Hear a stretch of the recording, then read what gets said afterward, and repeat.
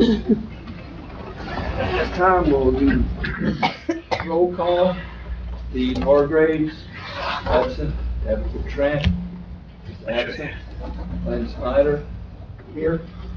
John Gilliland is here. Steve Nelson. Here. Jamie Gamatia, here. Just click that and it Ray goes to. Mullenhour, here. Melanie Anderson. Present. We do have a quorum. At this time, do we have any additions or deletions to the agenda?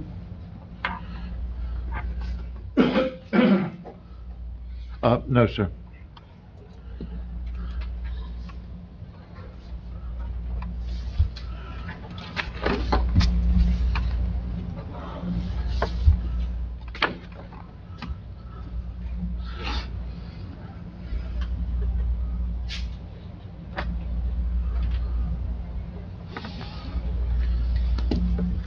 We're ready for, Any items to pull from the consent agenda?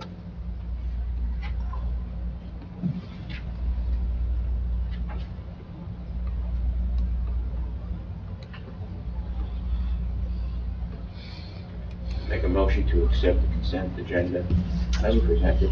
I have a motion by Mr. Nelson to accept the consent agenda as presented. Do I have a second? Second. Second by Mr. Mullenhour. All those in favor say aye. Aye. All those opposed, like sign. Mr. Chairman, Yes. just a point of clarification, and this might go to Mr. Apron. I'm not a voting member today, correct? let me see, make sure I do not, no, because we have Mr. Gilliland and Mr. Nelson, Okay. not a voting member.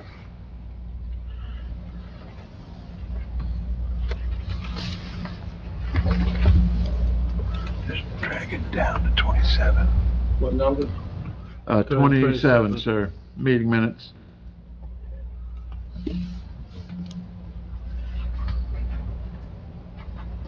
Do we have any additions or deletions to the minutes from the June 16th, the May minutes? May 19th minutes?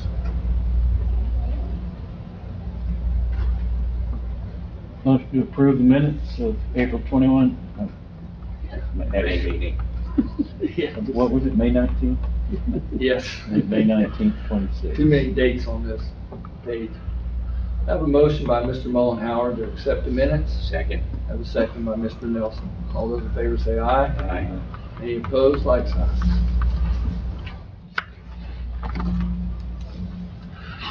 Agenda number 28.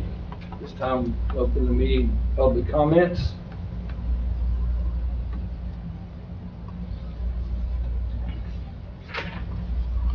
We have no comments. Do I have a motion to close the Motion to close the meeting. motion by Mr. Nelson? Second? Second by Mr. Snyder. All those in favor say aye.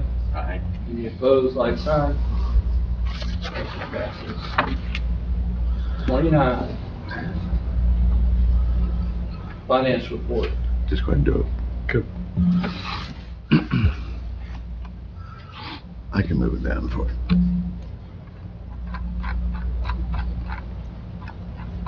Page 2, sorry. Good morning, everyone. Good morning. I'll be very brief. I know we have some other major reports to be made, so very quickly, as I look at the page 2, which is on the screen, on the television screen there, and also in the board package.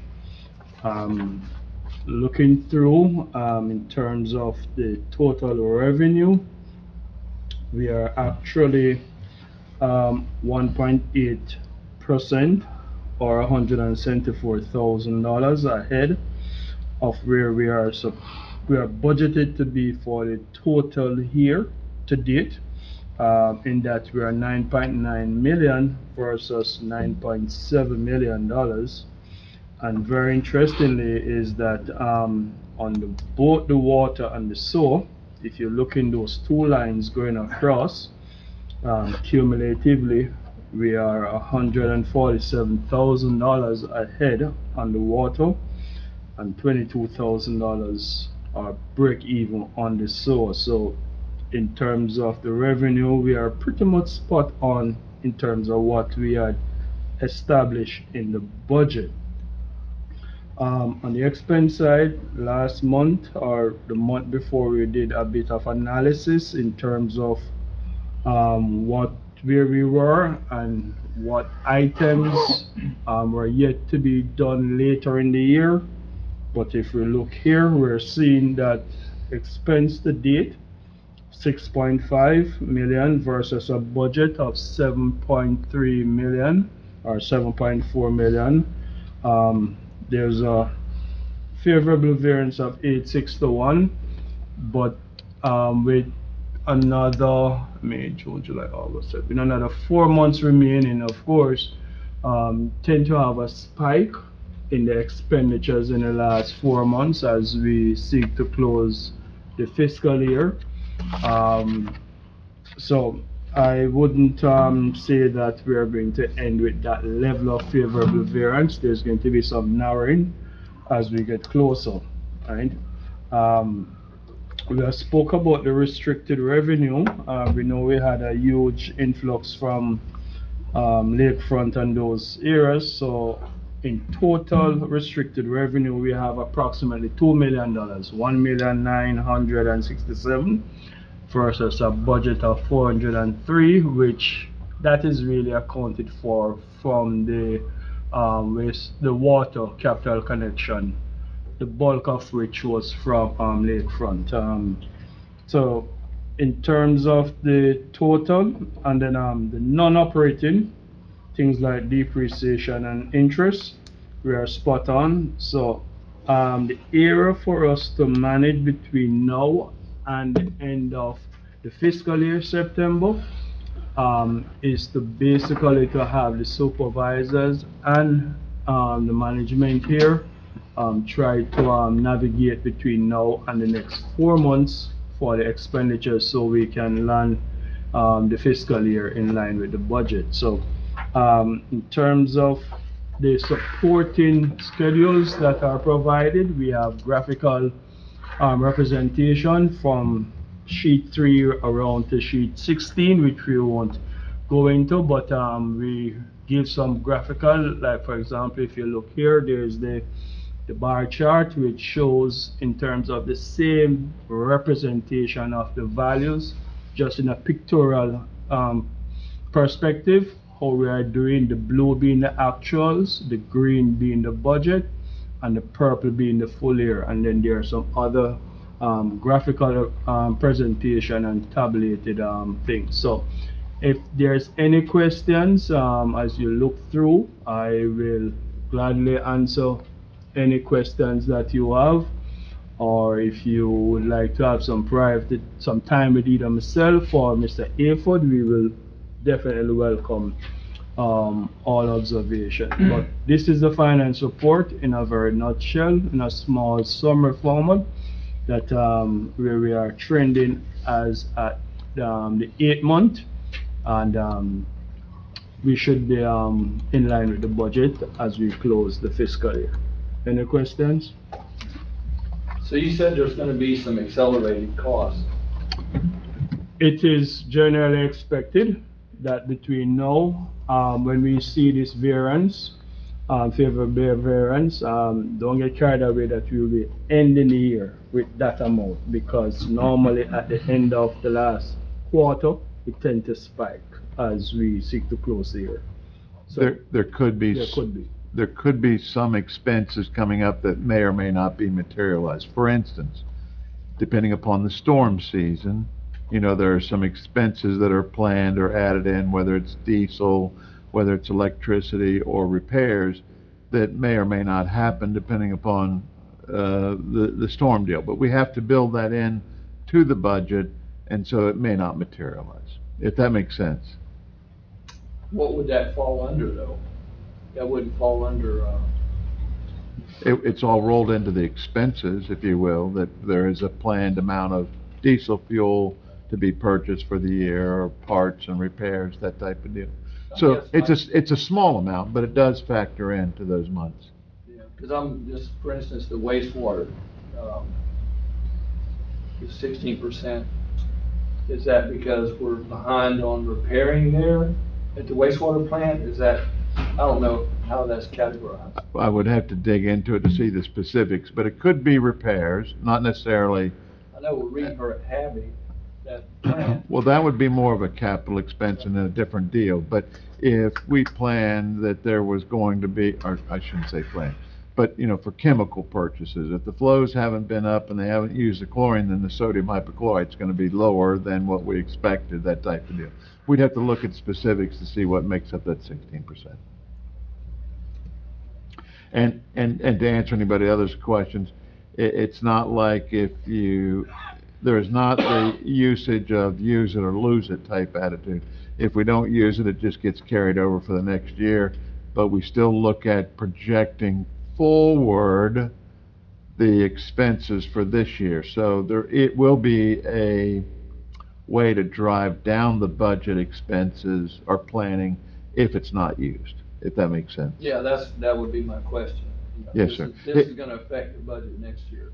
It could have an impact because we base next year's budget on this year's usage. And so if the usage does go down, then the budget for next year should go down also. Is Lakefront Estates online now? There is water being provided to them, yes, sir. They have their own wastewater system. Yeah.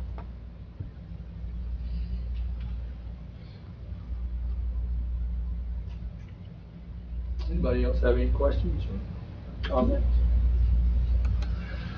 We have a motion to accept. So moved.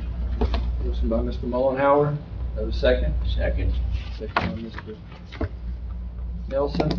All those in favor say aye. Aye. Any opposed, like sign? Motion passes.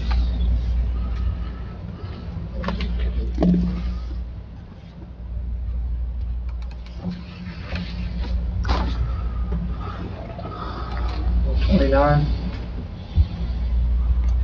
No. 30.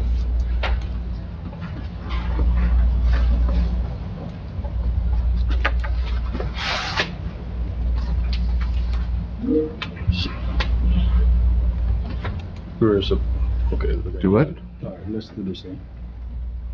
All right, Good so, good morning, Terry. hello, Terry? Yes, good morning. Okay, morning. So, item 30 is actually the budget, but because, we have the auditor online, and he's actually waiting, he's out of state, attending his graduation for his daughter. We're trying to carry him a bit forward earlier, and then we will do the budget review next. So if you look at agenda item number 31, we have the presentation of the audited financial statement. In front of you as well, you have the bounded copies of that report, which you have the PDF in the board package. So it might be a little bit easier to go to the green bounded copies. I will hand over to the auditor, Mr. Terry Moulton, and he will guide us through as to what page or sections he wants us to turn to at this time. All right, good morning, everybody, and thank you for inviting me here. And I'd just like to start out by thanking Lauriston and all the staff there. This is always one of our cleanest audits that we enjoy to do. And I'd just like to give you a brief overview of the statements and the audit, and then open up any questions anyone might have. And the first thing I'd like to start with is our opinion, because that's what everyone goes to first, and it's first 3 pages, and it is what's commonly called a unmodified or clean opinion, which means everything is fairly stated in accordance with generally accepted accounting standards. And this is one of the few things I think the audit profession can be proud of, is we rewrote the opinion about 2 or 3 years ago to make it more understandable. And for once, it actually worked. If you actually read this, it really does a good job of explaining the audit process and what the auditor does and what management does. And we also issue 3 other reports. One's required by government auditing standards, and that's a report on your internal control system, and your compliance with laws and regulations. And I'm happy to say we had no comments there. And then because of the amount of state and federal funding you get, we also issued a report on, we give an opinion on your compliance on your grants and your internal control over your grants. And again, we've never had any problems there. And then the Auditor General requires a management letter that has 7 or 8 specific items we have to address. And again, we had no comments there. And then we're also required to give a report on your compliance with your investment policy. And again, you are in compliance with your investment policy. So given the 4 reports, it's really a good, clean audit, and you should be proud of your staff. And just to hit some of the financial highlights, this is on page 6. And this is the management discussion analysis, which is really a good overview of the entire financial statements. That's written by management more so than it's an auditor-driven statement. And as your total assets went up about almost $8 million, most of which was in capital assets, but you did have about $8.5 million of unrestricted cash at year end.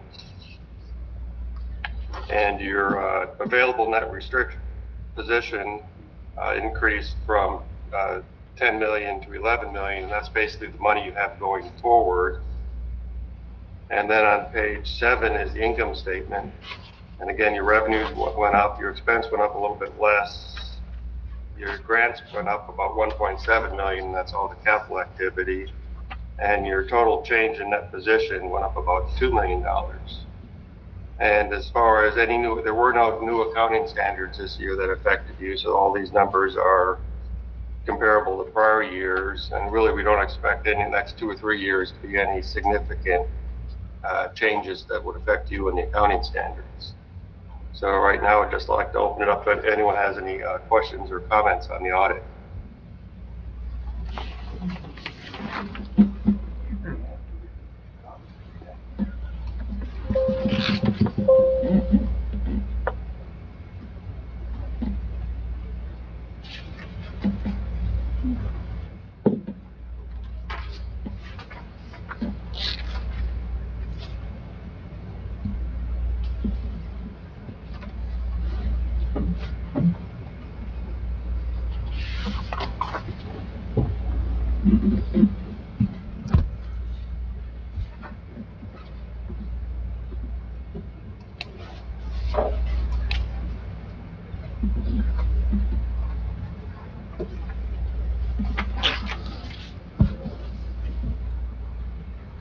Jerry, while they're mulling over the report, this is John Hayford. I'd just like to thank you and your staff again, how professional they are in coming in and checking our files and working with staff, pulling documents to review. It does go fairly seamless. So you have to certainly say to your staff that the job well done on their on-site verification work that they've done for us.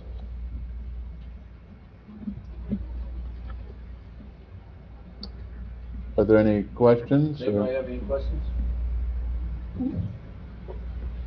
Hearing none, Mr. Morton, no questions?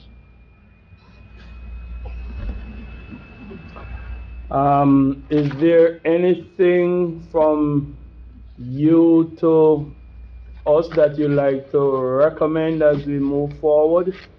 I know you said it's a clean audit and there's no area of concern, but anything that you'd like to highlight?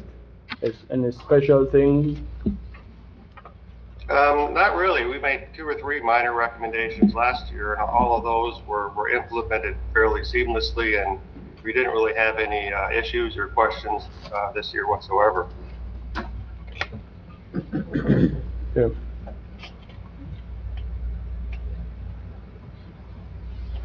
So I will only add one last thing as they're mulling over the pages. It's a big binded document, but I think page 6 is what gives a quick overview of the operation. On page 6, you mentioned that the net asset increased from 77.9 to 86.3. And that is somewhere roughly around $9 million, right? Roughly 9 Yes. million, 8 point something million dollars. And just in terms of to give the clarity to the board, what does that mean from the net position? You know, is it that the OUA has grown, or what exactly does that represent? Just to clarify to the team, you know. Approximately about 7.5 million that related to your capital assets and property, plant, and equipment between actual reserves and fixed assets. So it just shows that you're growing your capacity to meet future demands. Good. And the actual unrestricted net position went up about 500,000, and that's really the money that's available going forward to spend on items in future years. So, And that's right around 5%, so that's fairly good growth there in that reserve. okay. So just to the board members, just to repeat, it shows that the work that the authority and the board has been doing throughout the network in expanding our footprint, it is being represented in the financial statement in terms of the dollar value impact. There has been some significant investments that we have been undertaking, Pine Ridge Park, those things that we have been doing, and the asset or the value, let's look at it from a value perspective. The value of the OUA has been extended over the last 12 months. And that to me is commendable for the authority.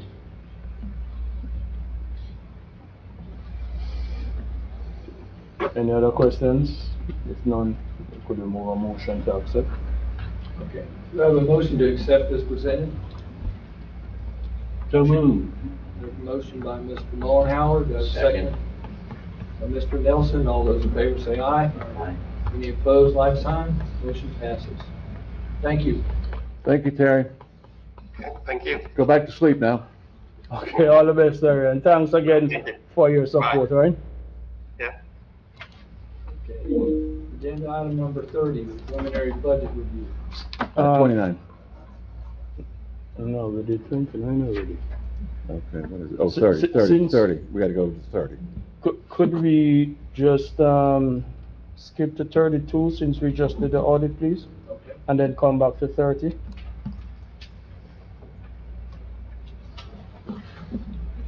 So, let me see.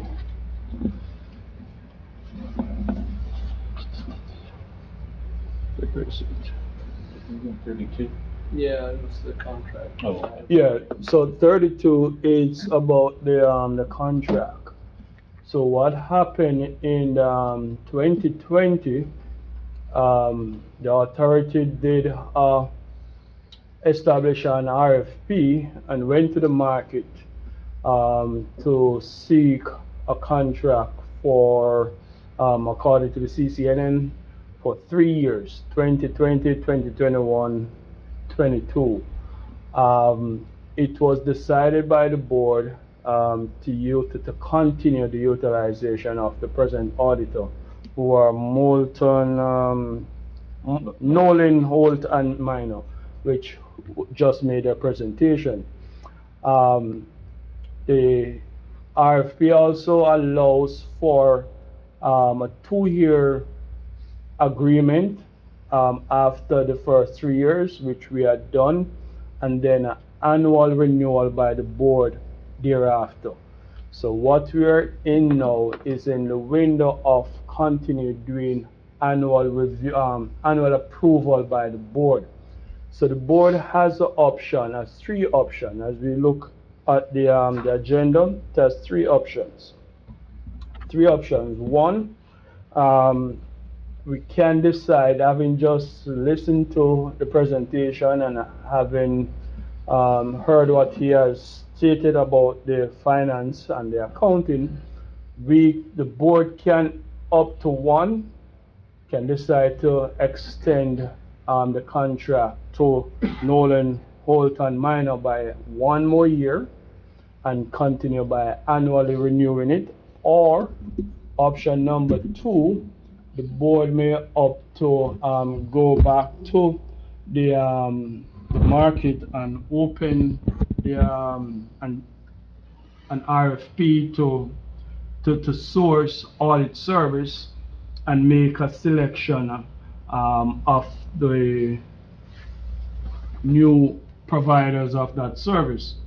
Or option number 3 has it that the board may decide to choose some other contractual service agreement with the present auditor. So there are about 3 different options. Option 1, extend by 1 more year. Option 2, go back to the market and issue a RFP.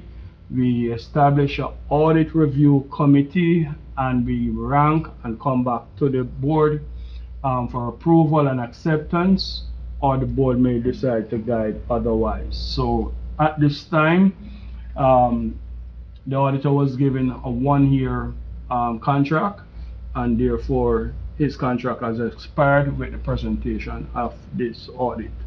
What does the board choose to do at this time?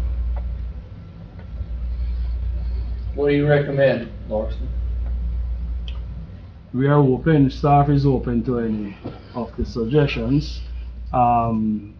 There's nothing wrong with just continuing the annual. It gives you the most flexibility as opposed to RFP or a multi-year deal. So if it's no pressure on the board, just continue with the annual renewal. Gives you the most flexibility. Well, that's why I asked, are you comfortable with the job they're doing? I'm comfortable with the job. He's very knowledgeable. I have no problem. I'm gonna move that we renew him for another year. Repeat that? Did you have any questions, Steve? No, agree. I move that we renew him for another year. Okay. Okay, we have a motion by Mr. Snyder. Is that a motion? Second. Second by Mr. Nelson. All those in favor say aye. Aye. Any opposed, like sign. Motion passes. So now we're back to 30. Okay. Preliminary budget review. Mr. Chairman and board members, this is, again, we have submitted to you a telephone call. Sorry. Forgot to turn off my phone. That's done. Okay, sorry. The preliminary budget was last month. What we would like to do is to go through a couple of the sections with you, just as a highlight of where we're at with A, B, C, and D sections. Again, we'll go as fast if there's some questions, but as always, if you wanted an in-depth report or questions, Lars and I are available at any time for telephone meetings or virtual meetings, in person, whatever you would like to do. So if for no other question, let's just go through section A real quick. As Larson and I prepare the budget, we both have our likes and dislikes in those areas, and I will tell you that, and Larson would agree, that section A is quite important, I think, because it draws everything out of the report and gives you a broad overview of what the revenue and expense columns are. To that end, let me turn it over to Mr. Larston, Extraordinary Finance Director, and he can get into any one of these topics on section A, and then we'll go through B, C, and D real quick. Okay, so last month we gave you the budget. We put together the preliminary budget. We circulated to each person. And we said it's a working document, and therefore we will be tweaking as we go ahead, as we go along the summer period. If we should look at section A, the A1, I know there are other sheets in A, but if we should just look at the assumptions that we made in putting together the budget, there was some adjustment, but the first assumption on A1 earlier, we were foreseeing a growth of 0.45% in terms of our revenue, and when we due to the number of customer base, when we went in back to the figures and we included the Southwest service area where we are now making those connections, we know that we're expecting about 500 new sewer customers to come on stream by about January 2027. So therefore we included that, so it then increased from 4.5 growth in our customer base to about 0.45% to about 0.74, and we'll come to the detail of that after. The biggest adjustment in sharpening our pencils last month, we made a proposal of about a 1.5% change in the rate adjustment, an increase of 1.5% in the rate. Having sharpened our pencils and had some slight changes in the revenues and slight decrease in the expenses, we are foreseeing and seeing where we could do without any rate adjustment. So right here we are now proposing a 0% rate adjustment at this time, right? So at this time the adjusted preliminary budget is now built on a 0% rate adjustment for both water and sewer. In terms of the expenses, we see we looked at the electricity, 15% adjustment over the current year, chemicals, fuels, and the total overheads increased by 3.4% in dollar value. On the labor side, we initially were thinking of a cost of living adjustment in percentage, but to level it across the board because everybody is being impacted the same at the supermarket. So instead of a percentage, the proposal is to move to a dollar value adjustment for the staff, and we are now projecting a $1 per hour cost of living adjustment across the board to all staff, irrespective of the level that we are. So that was built in. Of course, the merit we know is 2.5% as usual, and our bonus, which we extend at the Christmas season, is normally 1.5%. Now, last month, I know the question was asked about the health, and therefore what we did is a little bit more analysis in comparing the health cost versus what's the total health cost that we incurred. Now, I know we had said 14% adjustment is what we were told by PRM, the providers of the health facility. They came to us today, Tuesday, they came to us yesterday and confirmed that instead of 14%, they are now confirming 11.5% increase. Now, that did not get in time to adjust the figures here as yet, right? But that will lead to about a $25,000 reduction in the contribution that the OUA makes towards the health. So that hasn't hit the figures as yet. This is fresh information that we haven't made the adjustment. But if we look at the sheet here, it's on the screen, it shows from a budget perspective, the health, we are budgeting a 1.1 million versus FY26, $1 million. Life and accident is $16,000 versus $15,000. The one major adjustment that we are proposing, and this is just a proposal for the board, Presently, we only have a long-term disability in place, which takes effect after 6 months period of being out. We are proposing a short-term disability as well, which should have take effect after 14 days. So we are looking at combining a long-term disability with a short-term disability, and the board is of liberty to either to accept both or to suggest one if the board would like. But in terms of the cost to the authority, a short-term disability is $800. The premium would be $800 per month, or an annual cost of $9,600. What is the thinking behind it? There's been a few staff members who I think would be able to access that short-term disability after 14 days versus a 6 months period before they're able to access any form of disability support. Again, further information can be provided if the board so need. And then next there is the urgent care. So let me just step.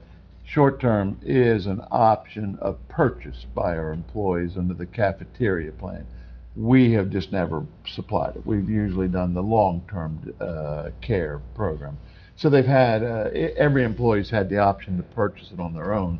The only switch that we're looking at doing now is to have the OUA automatically, as a retention or attraction, to be able to provide the short-term disability at $9,000. Sorry. Okay. And then I'll just end there by saying on the pension contribution, following the actuarial valuation report that we received just this month, the authority contribution was budgeted at 12.5%, but the actuaries are now saying 11.95%. So there has been a reduction in the authority contribution for FY27, and those were actually filtered into this new revised budget that we do have. So that's the assumptions that we are building, used to build the budget. Any questions as I move along? So, Larson, what's the difference between the $1 an hour and the 2.4%? I mean, that's gonna affect different levels of. So the thought process that we were going through, the percentage for the newer people, on the lower end, it didn't impact them like the $1 an hour would. And so for dollar purposes, it's a little more expensive at $1 an hour to the OUA, but there is a lot more benefit to the newer, younger people. That was my question. Somebody that's making $40 an hour, or say $25 an hour, 25. versus somebody making 15. They're gonna get This bigger benefits increase. the newer, younger people who, in my interpretation, need the most benefit. So it, I like that. Good idea.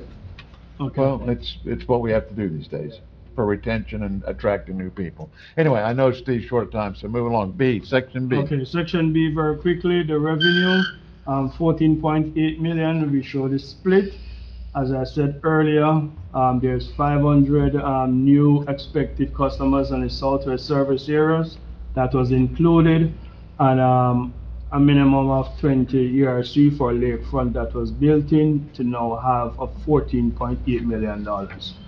And then section C, which gets into the expenses.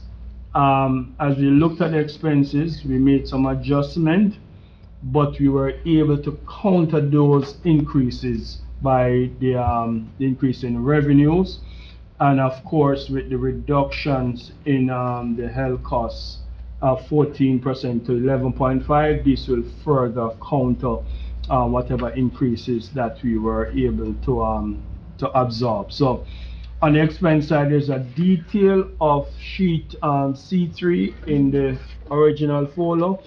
from sheet 3 to sheet 17. It's 17 of about 14 pages. When you have your time in detail, you can go through.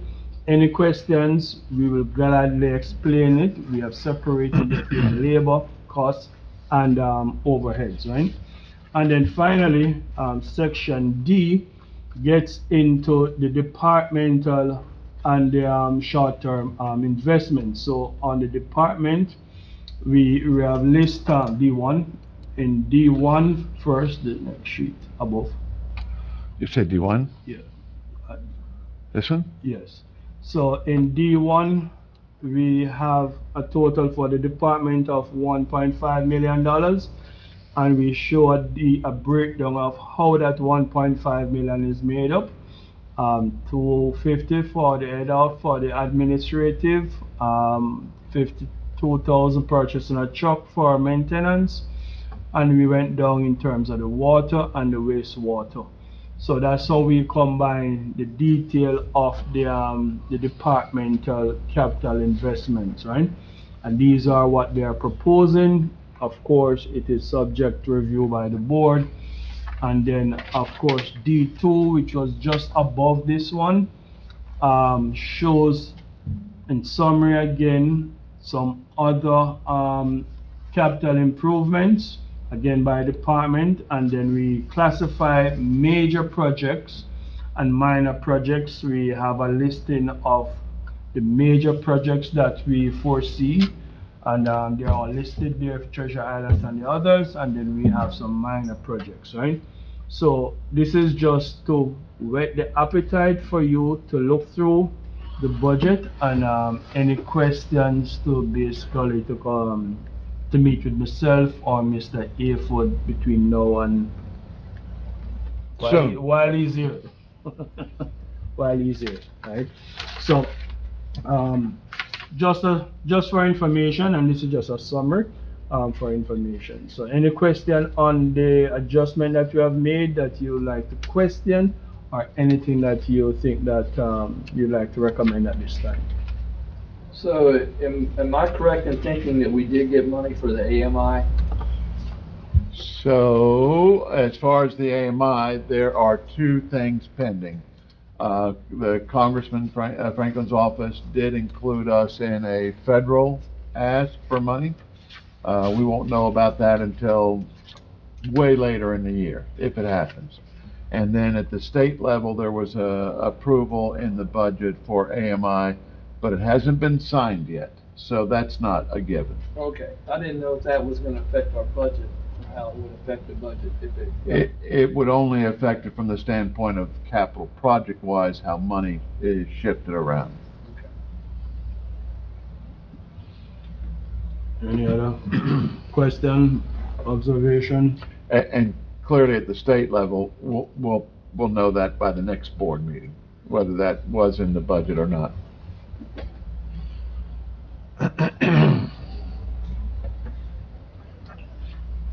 So as I said, the information is on, this is only provided for information purpose. No motion is required, and I remain available. And any questions, you can meet with me one-on-one, and we walk through the entire budget process. Meet with me too. Or Mr. Aford while he's here. So remember, this is a living document. It will change over summer as we get more information. Things may go up, may go down, may be added or taken out, but this is, as of a few weeks ago, this was where we're at with the budget process. It's very positive. There's money for employees. We will still have to go through what the OUA contribution is for health insurance, because that information was just provided to us. But it's still very, very positive.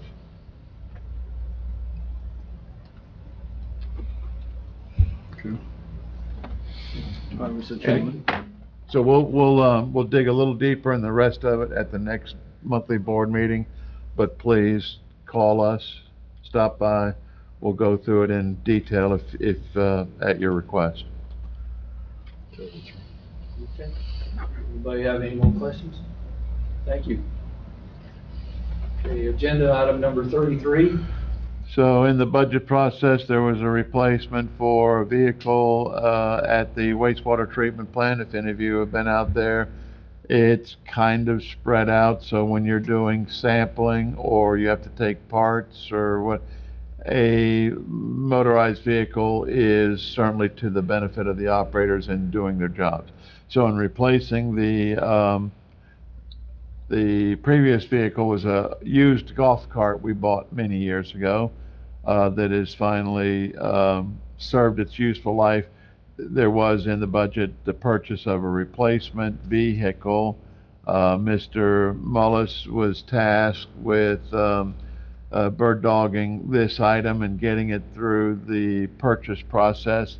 He has included a lot of information there as to where we looked at golf carts and UTVs, what would be the most beneficial to the OUA to meet the needs of staff while looking at some of our budgetary constraints. So you'll see in there that there is several golf carts that may be of value. One local that is for a few more dollars. But it's really up to the board what their direction is, certainly from a staff perspective. For the difference in the money, buying local for a product that's available is certainly most beneficial for all things concerned. But I'll let Mr. Mullis talk to you if you've got any questions about this process that we went through. These gas powered? Gas powered. And we looked at side by sides as well, but they're a little more costly. I see Competitive pricing and Sourcewell, Florida Sheriff's Association, we looked at all of that. I see you have the Yamaha on there, and that's what we have. That thing is, it's bulletproof. It's more money, but it's bulletproof. And that's from Gilbert Outdoors too. Yeah, and the wastewater treatment plant supervisor, Tracy, she actually went and looked at all of these, and this particular one here said that that would do the job that needed to be done. The one you recommended? And for $230 more, it's available at the dealership. The other one's a few dollars cheaper, $230 cheaper. They do not have it, so they'll have to locate it, so you don't know how long that'll take. And that's fine out of Georgia.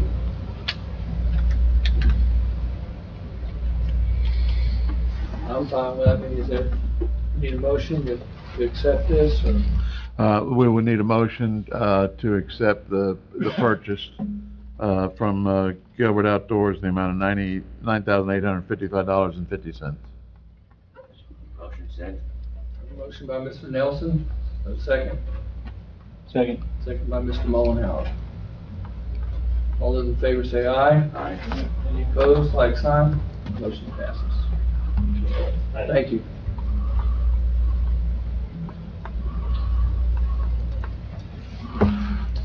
Agenda item number 34, septic to sewer connection groups, J, T, and U.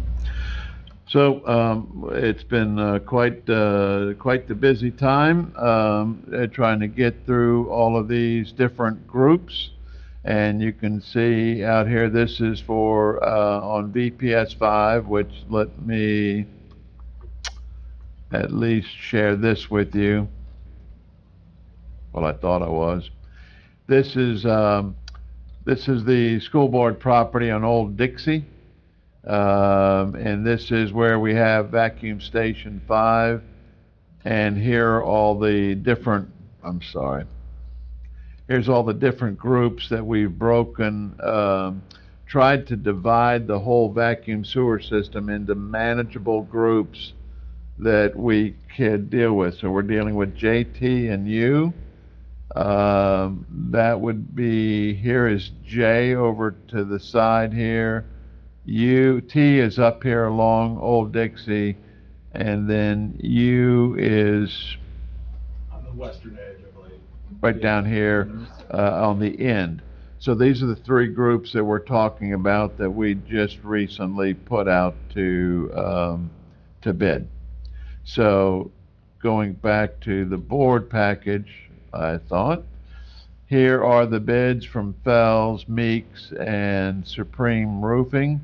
Here's all the individual bids for the different streets, and then the total bids due with the colors being represented up here. Math error by the bidder in red. This was just a rounding error when we tried to take these values up front and divide them by the number of units. There was a slight, by pennies, rounding error. And then the bidder on this particular bid out here by Supreme only gave us one price for all of them. So we couldn't differentiate the difference between 2051 and 2101. Kind of a hard deal to accept, but anyway. So the low bidder turned out to be Meeks Plumbing out of this group. I think there's another chart in here. Is that the Sarasota Plumbing Group, or is this the other one? Meeks, Vero Beach, Okay, I know there was, Fell was the. Sarasota. one. Okay. So when you go through and look at it, the other important deal, when we apply the $3,600 grant money, out of all of these bids, there's only two that will still owe a little bit of money, $1,200 here, $1,400 on that one. All the rest of them, the $3,600 will be more than enough to pay for their connection costs.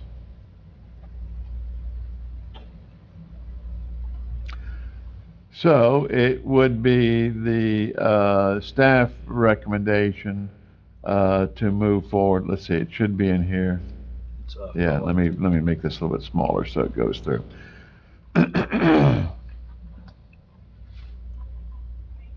Again, this is section T. When you apply the $3,600, only one at $3,374 will owe us $343. And then when you get through the U bid,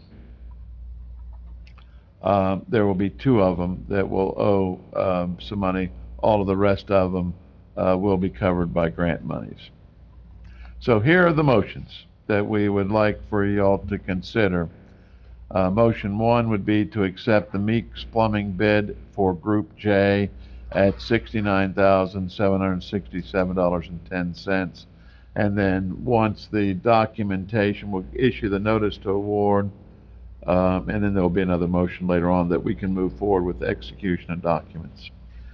The second motion would be to accept Meeks Plumbing, the parent low bidder, in the amount of $74,318.10 for Group T, and then Meeks Plumbing under Group U, $63,682.60.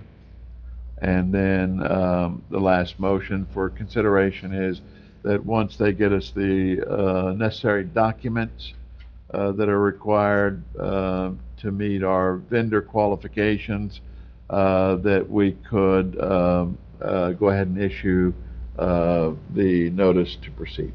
So, any questions on any of the bids or any of the four different independent motions we'd like you to make and vote on?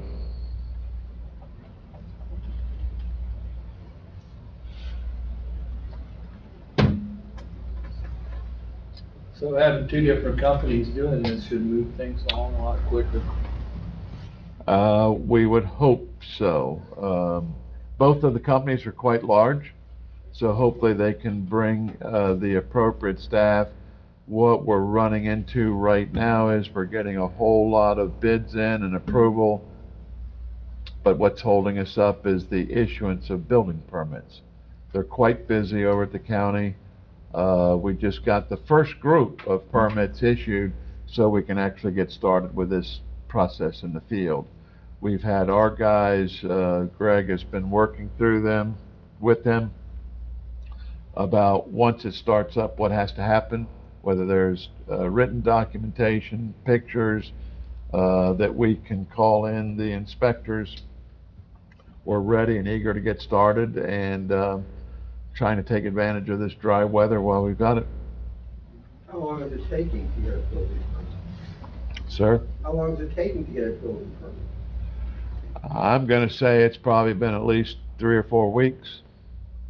Well, the problem is they've had, the implementation of impact fees, which has brought in a huge influx of permits that they're trying to get approved before the impact fees start up. So they have been totally inundated with paperwork over there. So we've been told.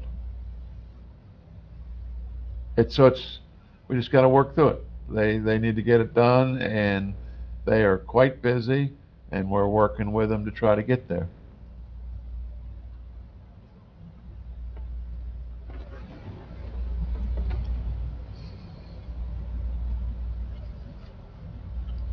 Well, I move that we accept Meeks Plumbing as the lowest bidder for VPS 5 Group J, in the sum of $69,767, and to issue a notice, and 10 cents, and to issue a notice of award.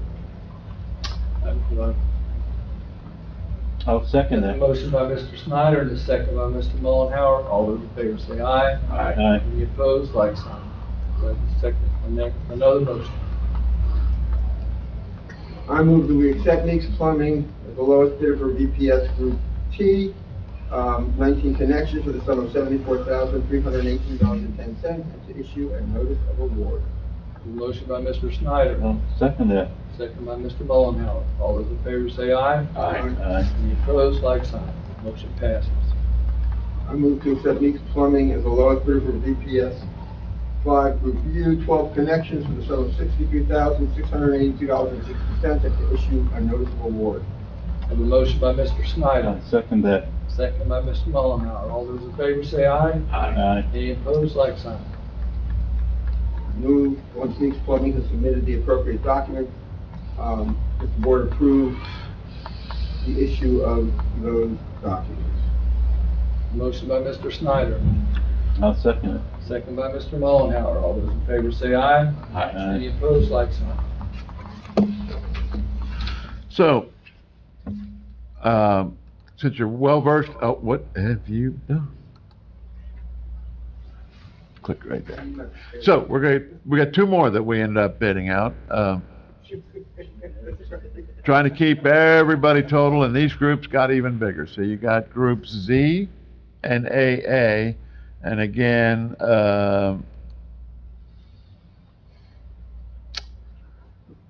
where we're talking about here, just for grins and giggles, is over here to the right.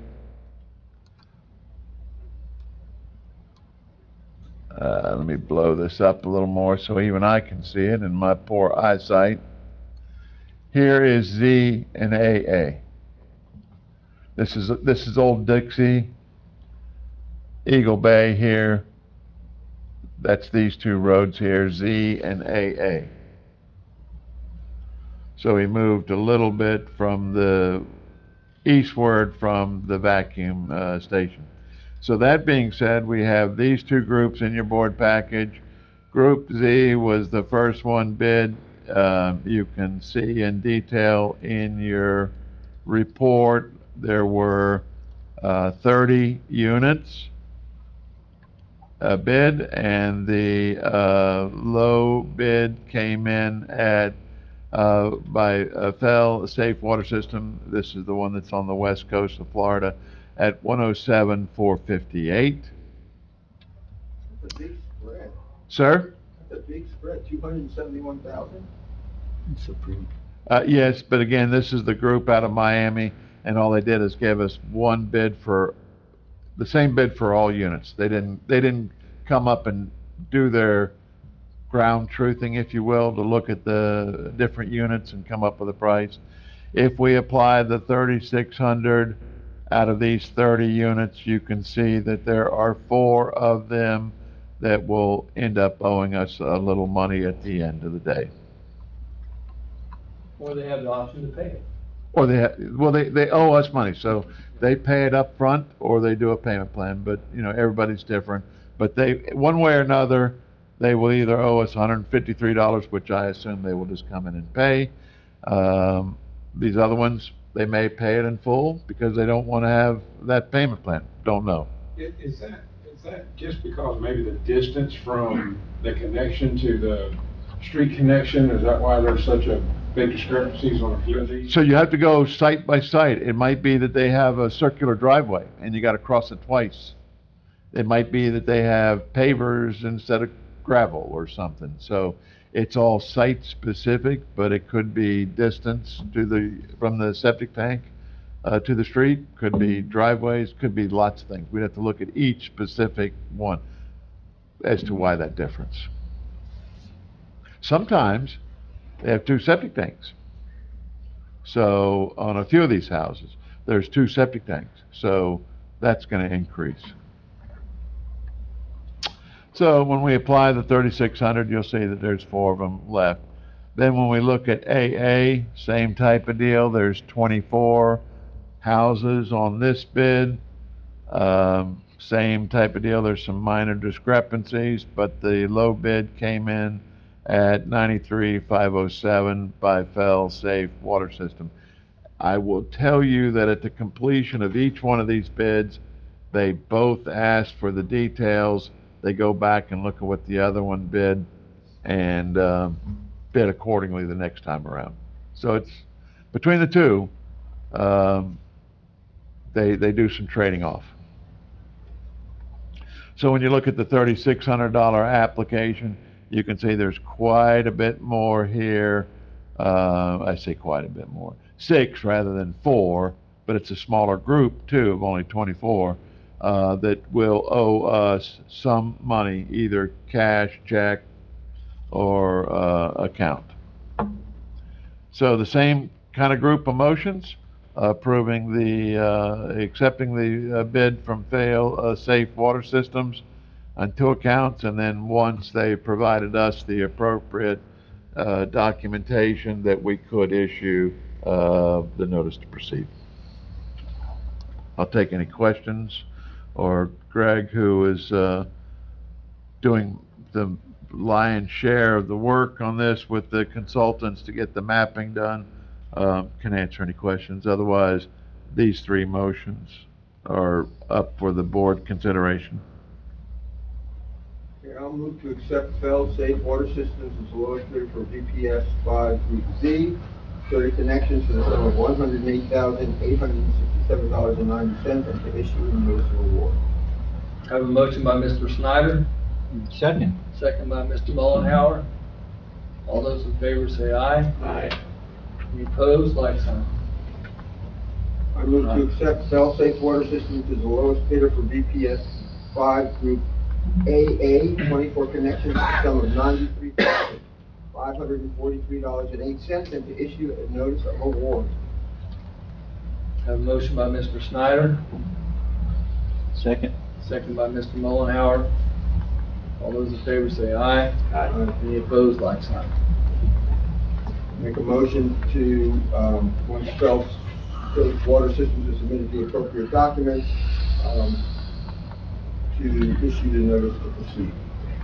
I have a motion by Mr. Snyder, Second. second by Mr. Mullenhour. All those in favor say aye. Aye. Any opposed, like sign. Thank you. Moving on. 36. Item number 36, Pine Ridge Park. There's been an approval of putting in the vacuum sewer on these 2 roads, northeast 8th Street and northeast 6th Court. This is to be able to provide the water main, water meters for this service area. The work will be done primarily by OUA staff. We're just requesting to move forward with the purchase of the materials and to move forward with the installation of the water main. I've already done the permitting. We've got the permits approved. We just need to move forward with installing the water main. And so it'd be basically just to approve the installation of the water main on those 2 roads, northeast 8th Street and 6th Street, by OUA staff. So John, this line goes right down the road, but the water main's gonna be on the side of the road, is that correct? Vacuum main will be on one side, water on the other, and then we'll cross under for service connections. And when you say we cross under, they have to cut the... We'll drill under. We use an air ram system, but it's like a directional drill. No pavement cutting. So some of these lots are vacant now, is that correct? That is correct, but we will more likely not go ahead and set the boxes, we just won't set meters. So all these other houses that are currently there are on wells and septic? They are on wells and septic, yes, sir. Okay, so when the sewer goes in, then they have to connect. We have to have water, and so they'll become water and wastewater customers. Because the sewer bill is based upon water consumption. Right. Well, I knew there was an ordinance that if it was there available, they had to connect. They will connect, yes, sir. And are they currently signed up in the payment? Some have, but we will work through that process because they have a year to be able to sign up once it becomes available. So they'll be at the full rate on the connection charges? They will be at the current rate. Whenever they sign up, we're not doing we're not suggesting a rate increase, so that the rate that we currently have will carry throughout next year. Okay. Just curious. So we just need the recognition or approval to move forward with staff to install the water main on these two streets. Are we installing that ourselves then? Yes, sir. Yeah. Do I have a motion? Motion to move forward with the necessary water main work on Northeast 8th Street and Northeast 6th Court. A motion by Mr. Nelson, do I have a second? Second. Second by Mr. Mullenhour. Any other questions, comments? If not, Is there money available for the septic abandonment on these lots? There should be, yes, sir. We won't know until we get for sure to the end, but it looks like, if you remember, we only used $3,600 and there was gonna be a few $100,000 left over. Well, we're below 3,600 on some of these. Right. So that number should only be getting larger. Good. yeah, make it easier to swallow. Yeah. All those in favor say aye. Aye. Any opposed, like sign? Motion passes. Moving forward with water main, we had 3 requests for 3 different roads for water main service in Basswood. There are maps in the attachment, and what we would like to do when we do these quotes, we quoted as a 2-inch water main. In some instances, the 2-inch water main will be successful because it's near the end of the run, so we would put 2-inch there anyway.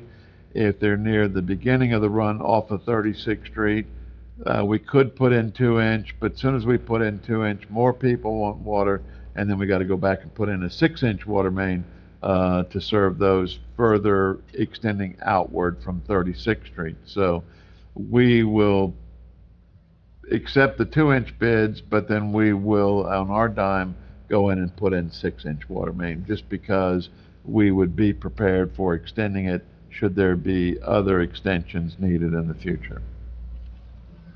When you say requests, are these individual homes? Usually it's builders building on a property and they don't want to put in the cost of a well. They would rather have OUA water brought to the property. You say usually. You said usually, Yes, sir.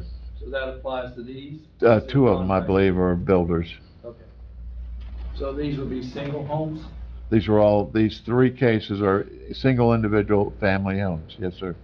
And then when we put in the water main, if we pass other existing homeowners, we will send them letters telling them that they can connect.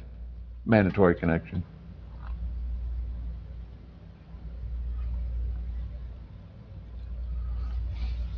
And what's the connection fee for the house?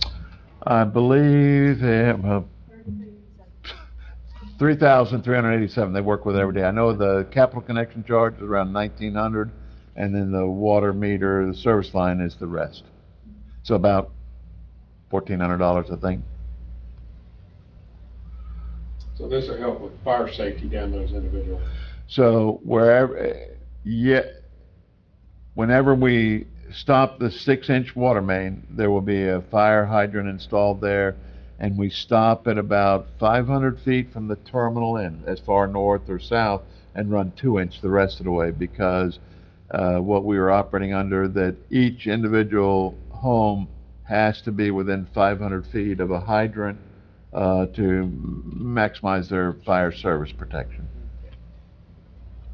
So that's why if they're closer to 36th Street, even though we would quote them at a 2-inch, because that's all they need for service, we go ahead and put in the 6-inch, because we have to extend that down the road till we get to that 500-foot mark, and then we go to 2-inch. Which I believe that shows up on, not this one, Just but a budgeting question, and I know we have the fire hydrant fee that's restricted. Could any of that be used to? yes, sir, it does. Purchase the hydrant and stuff? Well, not only to purchase the hydrant, but it could pay for the main too, if the main is put in for fire protection. Okay. So like on this particular one, way back in the day, we only put the 6-inch to right here, and we did not extend the 2-inch. Typically what we do nowadays, if we go this far, we go ahead and extend the 2-inch right here to these lot lines to provide service. This person wants it. I don't know what the pricing is, but we're pricing it out to right here, and we will go ahead and extend it that one more lot so that this road is done. It's ready for service. These other ones, okay, so right here, it's coming off of 36th Street where we have our distribution main. Yes, they quoted it out to a 2-inch to right here, but we'll install 6-inch to here just so that we can extend it as needed. Same for this one. We'll extend the 6-inch to right here, and on a future date, we'll spend more money to extend it down.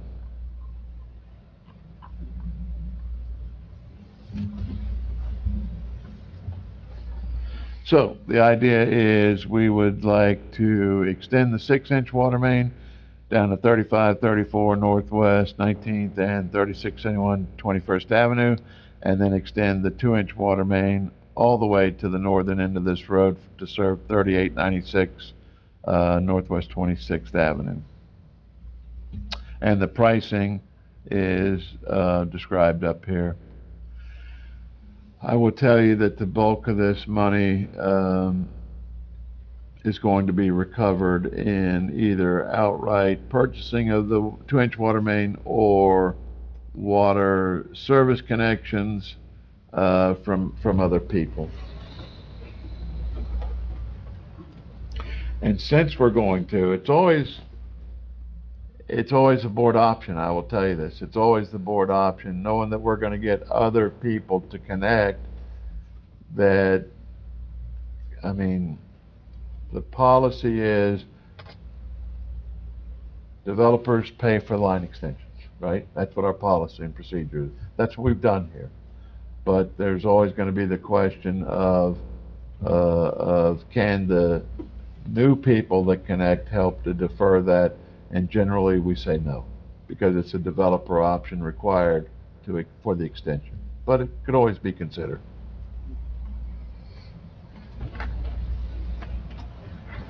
So what percentage of Basswood has water supplied by OUA? If I had to guess, what I would guess is on lots, because there's a lot of vacant lots out there as well as, but if we look at just on sheer lot basis, we probably have water, maybe 25% of them, 30%. It's not many. If you remember well, you may or may not remember, in the past, we have developed projects where we have done cost estimates to do one big group area, and we've applied for state funding or through the legislative ask or through block grant. And ultimately, I would prefer that we try to go back and do some more of that in the coming years to fully develop Basswood with water, because there's a lot of customers out there that could use it. It's growing out there, that's for sure. It is growing out there because these lots already have drainage They have roads, power, and very poor water quality, groundwater quality. So putting in a water main is most beneficial to those houses and to the people.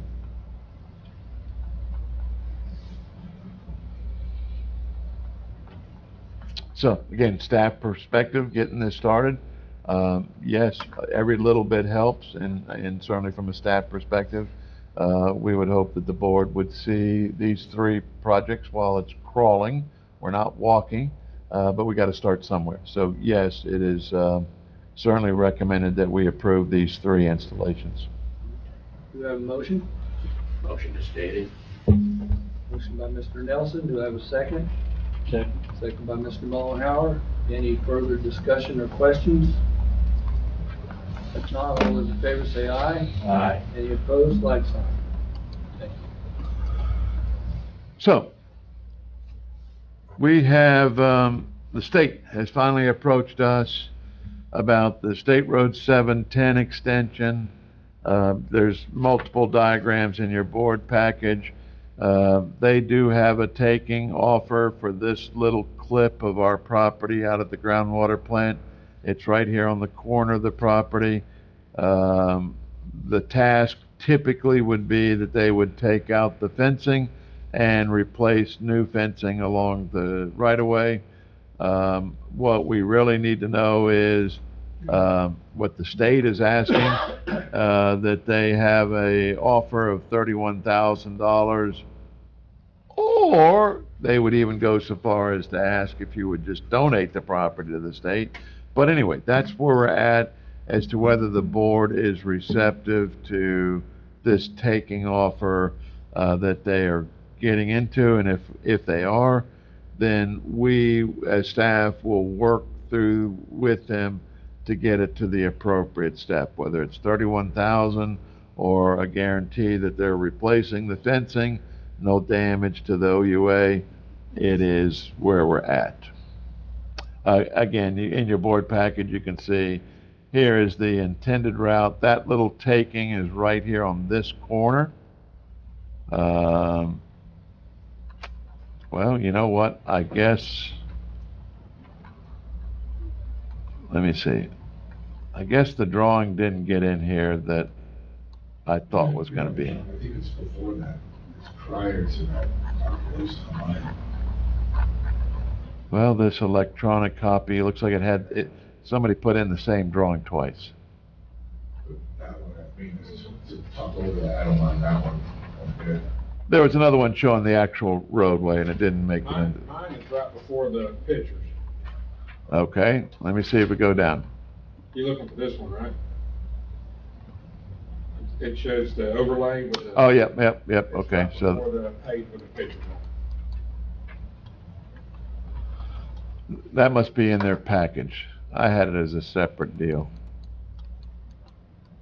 Wow.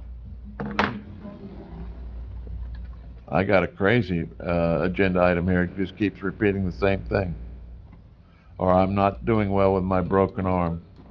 Yeah, it's saying the same thing. It's bouncing back and forth. Sorry, my hand doesn't work as well as it used to.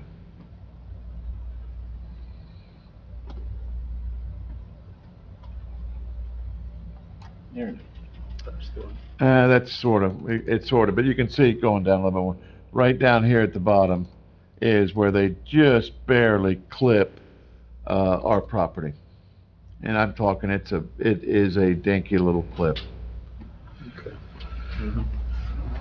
They gave you the acreage, but it's well less than a tenth of an acre. Steve has looked through, you did get the whole package yesterday? Actually, I remember it. Okay, so, Normally, I would look at the very first picture, and that's just of the parcel with the tiny little yellow rectangle cut out. And I think, well, if that rectangle were any bigger, I would have a concern about loss of value to what's left over. go back to where it had that little yellow clip. That's not a factor here with this size of what they need. Keep going. So, you know, their valuation is based on a piece of vacant land, 800 square feet, that would someday have been used for industrial purposes. The valuation is fine. I didn't have any issues or exceptions, or nothing of anything, anything more. And then, John referenced removal of fence. And so what I've advised John is to accept, not to accept, to acknowledge receipt of the offer at 31,000. And we are gonna add a condition that says, make sure you get everything back to where it was before. And for now, that is reasonable if the board will approve that, because they still have to produce purchase and sale documents. Right? There's still a whole other round that we have to go through. But for now, the ask is that the board simply approve the acknowledgement of an offer of the sum of 31,000 for this small corner of this parcel.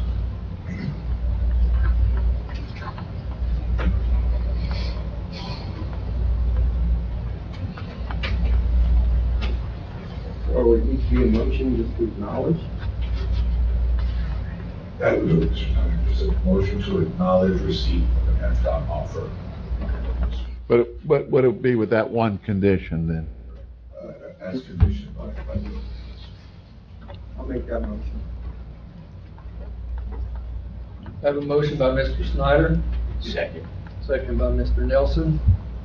Any other further discussion or questions?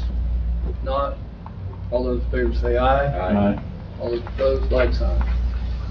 Motion passes.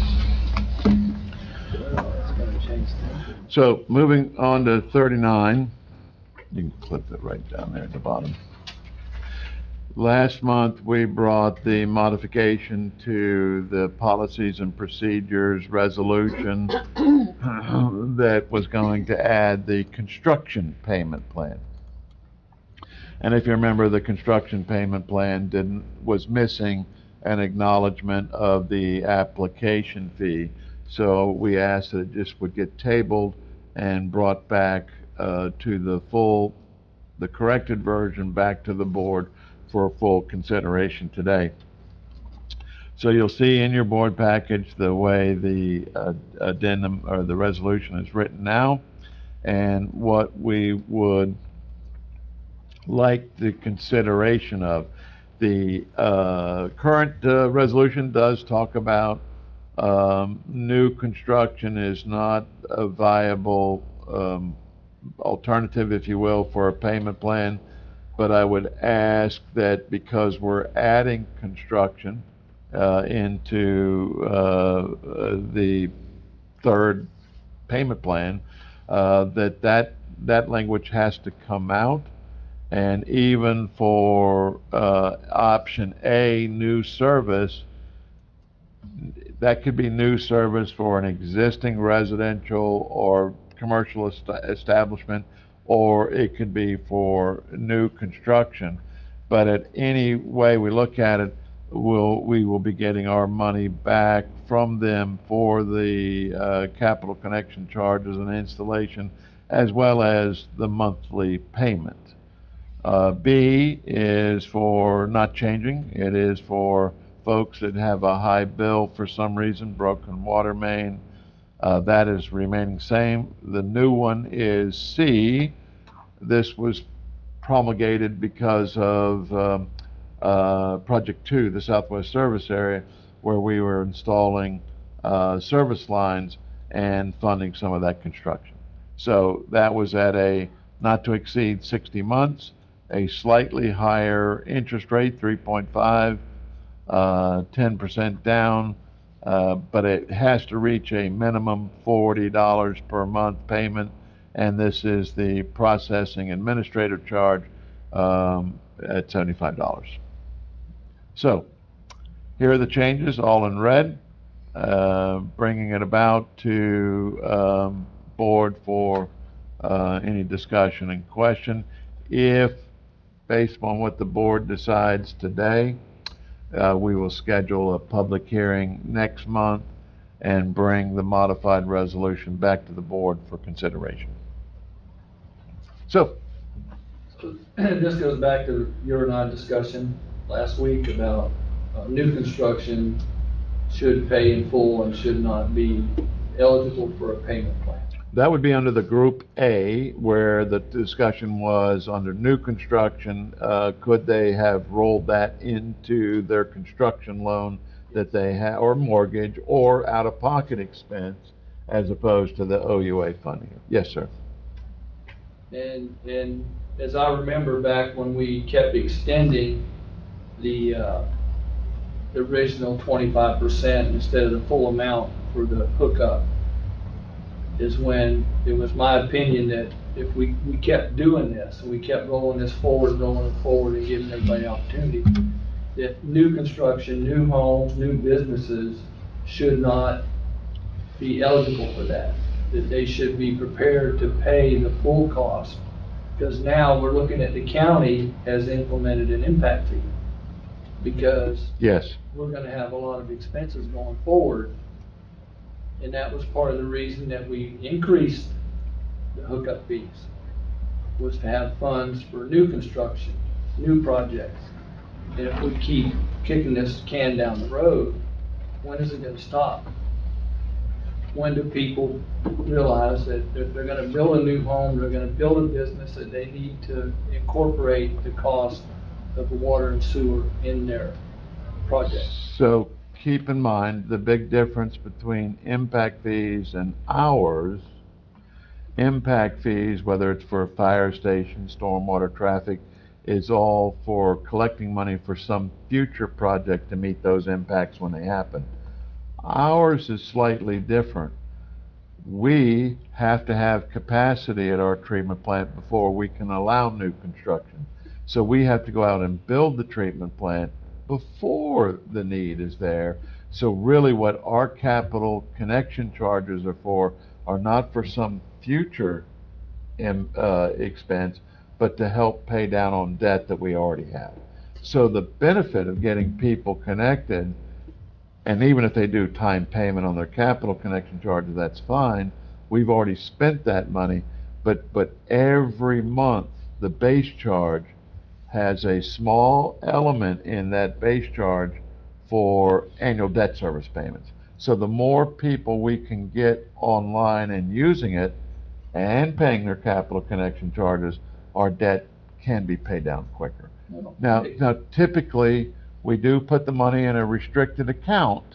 It can go towards debt retirement or to prevent new debt for capital projects, like if we have to put in a piping system for a water main or whatever. So it can go for new, but it is for capital projects. Yes, sir. It is reserved. So what would it cost them to put a well in the septic tank? Who's gonna More finance expensive than our charges. Yes, sir. that? And who's gonna finance that? That would be financed by the builder. It would be in the construction. That's- Yeah, absolutely. I agree with you. We run into that. All I'm saying is, because we're adding section C where we are funding construction, the way the note is written right now, we would have to modify it. Instead of in the general section for the whole area, we would have to tag Group A or Group B, but it would not apply to Group C. So we're good either way.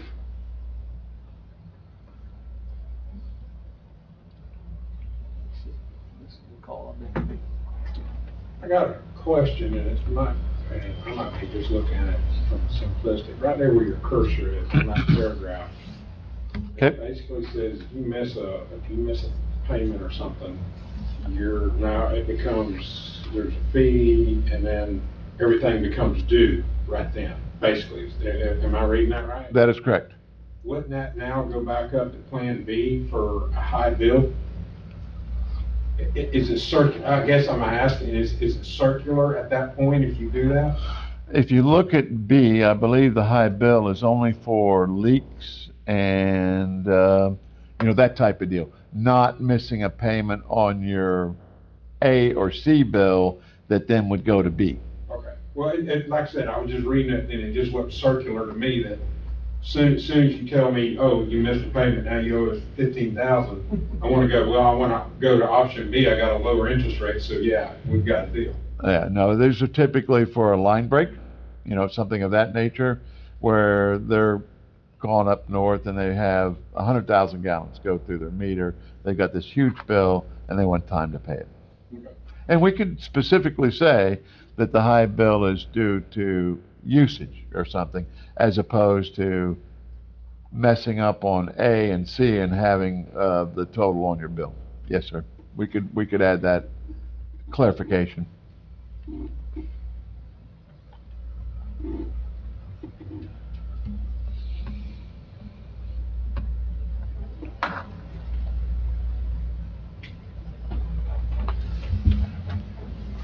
So we can go with it the way it's presented. We can modify it if we want to for A, that it would not be available for, new construction specifically with A.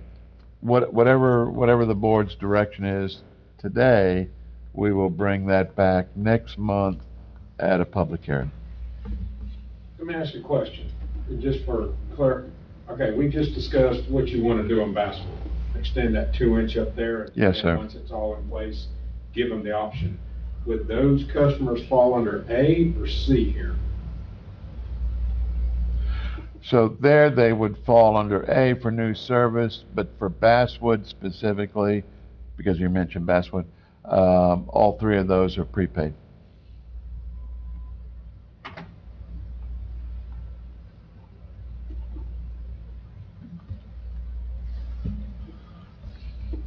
We have, right now, we have one project where there's 6 or 8 apartments that was constructed, and it requires a line extension for them. And I think this project was self-funded. And so the question is, they either, I don't know that they have a line of credit, I don't know what their deal is, but this would be one where currently it's not available to them because it says no new construction. And they want to bring on 6 apartments. So again, the OUA is not a bank, and we always have to be cognizant and aware of that. But by the same token, bringing people on and getting those monthly bills does benefit the OUA in many different ways. So that's kind of what we have to juggle between, that we don't like being the bank, but by the same token, those monthly fees are what makes the world go round. By monthly fees, I mean usage charges, having water and wastewater customers paying the base bill. Currently, they don't have an option, they have to hook up. So No, sir. In that particular instance I'm talking about, there is no water main. They have to pay for an extension to come down to serve them. They could put a well in. And sewer also? So this is only for water? It's for, eventually it would be water and sewer customers. So to be a sewer customer, it used to be, way back in the day, the OUA would put a meter on the well and bill them accordingly, but the board luckily did away with that 20+ years ago. So if you're going to be a wastewater customer, you have to be a water Yes, customer. I'm confused, so they're only asking for water? They will be water and wastewater customers. Okay, they're getting both. So we would get those, those base charges every month, and the volumetric uses They do would. have an option to well and the septic.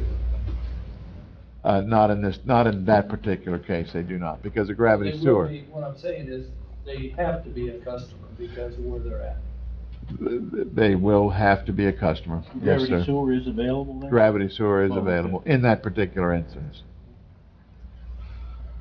And it's one of those deals. I mean, gravity sewer, they have to connect, and we don't allow well water in the system, so they would have to extend the water main.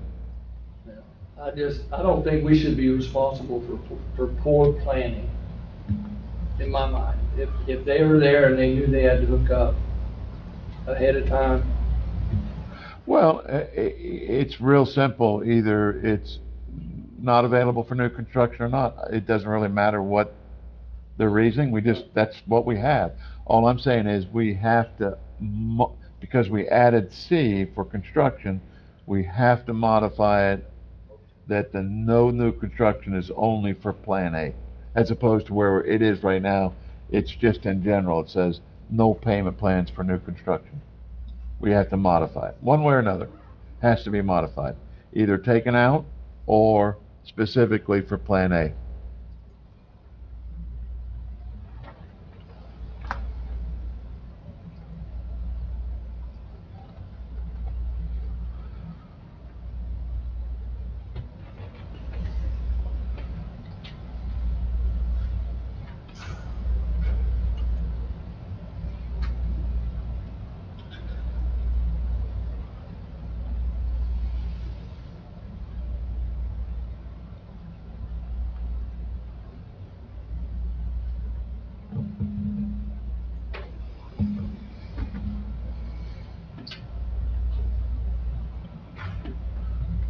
So it's really up to what the board is the direction. We've got a lot of red in here is what we're proposing to change. Are you okay with it? And then the only thing that's has to be decided is the construction aspect for A, because we are allowing construction in C for these connections. The thought process is if we do it for C, we should do it for A. But we can put in there whatever we need to. Well, it's, and I asked John to bring this to the board because it doesn't need to be just my opinion, but, you know, like I said, back when we started all this, my thought was somewhere we need to stop and do, you know, we can't keep just extending, and new construction, to me, should have that in their plan, that that's a cost. And my concern is that contractors don't inform homeowners, oh, at the end of the day, oh, well, you gotta hook up to the sewer and water here, and this is gonna cost you $10,000. You've had that right here. Yes, we know that's a shocker, but, you know, somewhere these, contractors need to be responsible for that, not the OUA fixing their mistakes. Right. If we allowed for construction, I would at least propose that would only be for the capital connection charges and not the physical construction of the water main in this instance. That would be excluded. If you consider doing A, it would only be for the OUA fees, connection fees, setting the meter and the capital connection. The water main installation would be 100% paid by the developer up front. That would be, to me, the best case scenario. So, but any of it's good. We just need to clarify that.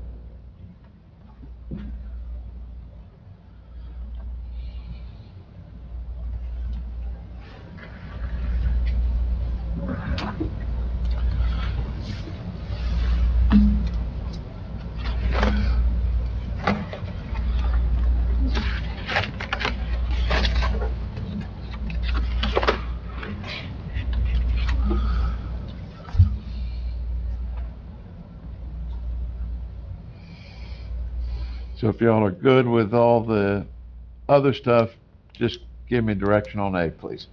And I'll bring it back next month. What's the board's pleasure?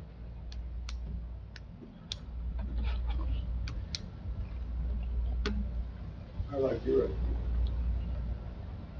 you wanna make a motion?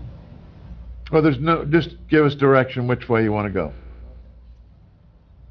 So it could be no new stuff on A, so that means capital connection charge, meter, construction, or yes on the OUA fees, OUA capital connection and meter, but no water main construction. There's going to be three choices, whichever way y'all want to do it.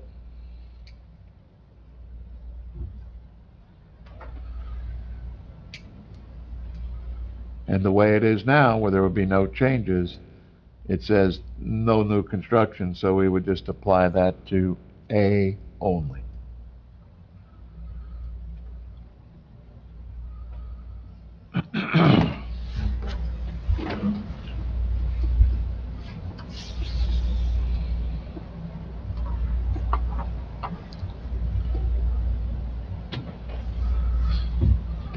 Well, I agree that we shouldn't be, financing the water main extensions. If you get new customers by financing some of this other stuff, then, you know, that is a benefit in the long run.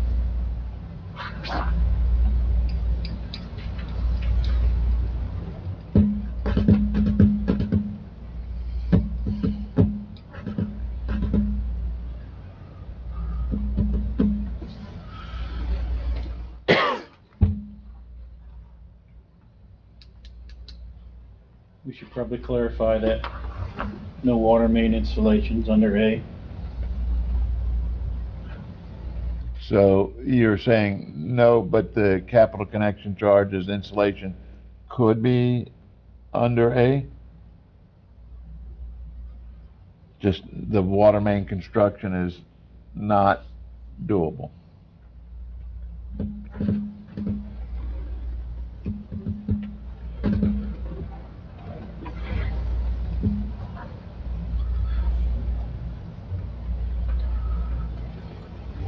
Yeah, maybe we shouldn't make it quite so easy though. I mean, maybe minimum payment go to 40 on something like that.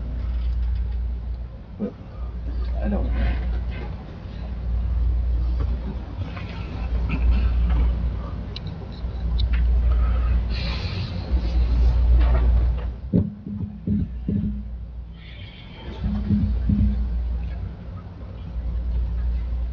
Steve, what do you think? I don't know, it's kind of odd.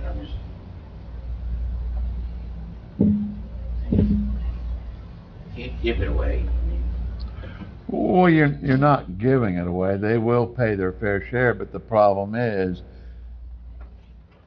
here's the way I look at it. Under the capital connection charges, we've already paid that money for the treatment plant expansion. We're just trying to collect it back. The problem I have with it, if we fund the financing of the water main, now it is costing us some money. So that's where I have a little bit of a heartburn funding that, because we're paying out of pocket for that construction when they should have. where do you feel the most comfortable with? Most comfortable is no new construction, because then there's no debate over what should be paid and financed, what should. That's the easiest. No new construction. Will be reach a finance plan. That is the simplest for everybody, staff, whatever. So the no new construction is perfect. It's easy. You're asking me what I can live with? Okay. As a manager, I like the idea of more customers is better for us, because we get the monthly payment charge, base charge, volumetric, and I know I've got more customers coming in. But I have to deal with the payment plan then. So we could live with either one of them. But the easiest, no new construction. That's by far. Staff out there, staff back here, we don't have to deal with it. It's the easiest. Manager, I like getting the monthly payments, because we're paying down annual debt service as well as using this, so that's good too. I just don't like funding or financing the construction of a water main. Right, but the way that I feel, I mean, it's a balancing act, okay? I don't have a crystal ball to see what the future's going to bring, but based upon everything that's going on in today's economic world, I think we need to go, I don't want to be in the bank, not the banking business, but if we don't bring the money in up front, I think down the road we're going to have a problem where no one knows where the economy is going to be. And it's changing on a daily basis right now. I would rather have that money in hand, pay down the debt and everything right now, because I don't know what the future's going to bring. Based upon what I'm seeing, I don't like what I see. That's my own personal opinion. But if they join, if they pay to join, we're gonna be getting that payment anyway. If they pay 100% upfront, yes, Yeah. sir. I Huh? mean, that's my point. I mean, we're not financing it. I'm gonna ask Craig, what do you think? You, give us another, a look at it. You know, as John said, it's cleanest just to say no new construction. I think, you know, from a consumer's perspective, paying for the water main extension is sensible, reasonable. So I would think at a minimum, we'd say no new water main construction under A, you know, to be financed. That's got to be paid up front in full because that's a direct cost to OUA. Now, the consumption of water, we're getting revenue from that. You know, we're providing that service. We've got that infrastructure in place. So we need that money coming in. So from my perspective, not, you know, making all water main extensions be paid upfront. And what about connection fees on new construction? Again, I don't think it should be financed because if you're building a new home, you would have the expectation of having to provide water and sewer of one means of another. Whether you're in a rural area where we don't have service, you're gonna have to drill a well, probably put in a treatment system on top of your pump and bladder tank, and then you're gonna have to put in a septic tank and drain field and maintain those perpetually. So, I think adding the customers on is, you know, good for the utility. And again, you know, having terms that keep it limited. And again, all these have the caveat that should the home trade hands sell, that the debt to OUA has to be paid in full. So if somebody who's in the process of building and flipping homes, then, you know, foreseeably in the shorter term, we're gonna get paid in full. And if I would look back at Basswood, and I know the reason they wanted OUA water, because of the quality of the water there, that they would more than likely have to put in a treatment system at that home to treat the well water. Then they have the maintenance and the cost of electricity there. So it is a good deal for them to hook up, and they are paying for the construction costs, but you said they did pay the connection fees. Yes, sir. Yes. And that's the way I look at it, that new construction, we should not be financing connection fees for new construction. Let's go down with it. On average, what's the connection fee? Was that the 3,000? For water, 3,387 for water. If they become water and sewer customer, then you're talking 10,500. For an existing home, if I was buying a house in somewhere and the previous owner hadn't hooked up, that would be an additional $10,000 if I want to connect to the OUA system. If there was sewer there, that should already be connected. And water. That would only be for new construction. Which is typically what happened in Basswood, the new homes, they went in and they paid the full amount. So if we take the lines by the houses, it's going to cost them $10,000. That would not be new construction. Right. That would be an existing home, is what we're doing now, so then they're paying the reduced fee, the way I understand it. But They can finance it rather. Picture this, we go down Basswood, there's vacant lots and site-built homes. The site-built homes would be available for A, because they're existing and they're gonna connect, they get a payment plan. When they build the house next door on the vacant, there is no payment plan, they have to pay in full. Regardless where the money comes from, whether it's from the owner, the builder, out of pocket, construction loan, when that house is built, there is no payment plan offered, they have to pay full fees.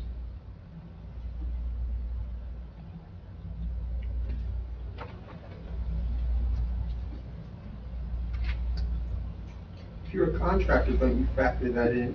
They don't. A lot of times they don't tell the homeowner, you know, they might tell you that they have to connect, but they don't give them the Tell you what it information. costs. what the cost is gonna be. And the banks wouldn't catch that? I don't My know. understanding, the building department wouldn't give a certificate of occupancy without water and sewer. Right. The house is uninhabitable. But making them aware of the fee is what I don't think they Again, actually the do. bank's not gonna finance the house until there's a certificate of occupancy. But, okay, but the question is, during this whole process, the bank says, okay, it slips through the crack that there's a fee due to the OUA, that nobody explains to the owner. They come in and all of a sudden go, well, you gotta pay these fees. And they've spent much of their construction money or all their money on paint or something else. Nobody, because we weren't involved, the builder, the bank, the contractor shared, oh, but there's $3,000 worth of fees due, or 10,000. And so the question is, again, if we look at it across the board, no new construction can use payment plans. It's very straightforward, simple. It puts the builder, the owner, in a bad spot, but our plan is very simple. If we, and then there's the other three choices we talked about. Yes, okay, they can finance their OUA connection fees, great. Or in the case of the one builder, they would finance the construction of the water main, which means OUA's out some money. Short term, out money. So, it's really whatever y'all wanna do. I'm gonna make a Again- motion. No new construction, yes. Well, it's not a motion, it's just a direction. If you want direction, that we add in here, no new construction for Group A. Yeah. Then that's what we'll add back in, because it's in there now, but because we're adding C, where we're financing construction, that has to be taken out or modified. But the builder, there's some responsibility for that. I can For support the that. contractor. Yes. Somebody other than the OUA. Push it right, don't just push it off. Oh, yeah. it's- Somebody else, so, yeah, Yeah, we're just perpetuating it if we agree to finance. yeah.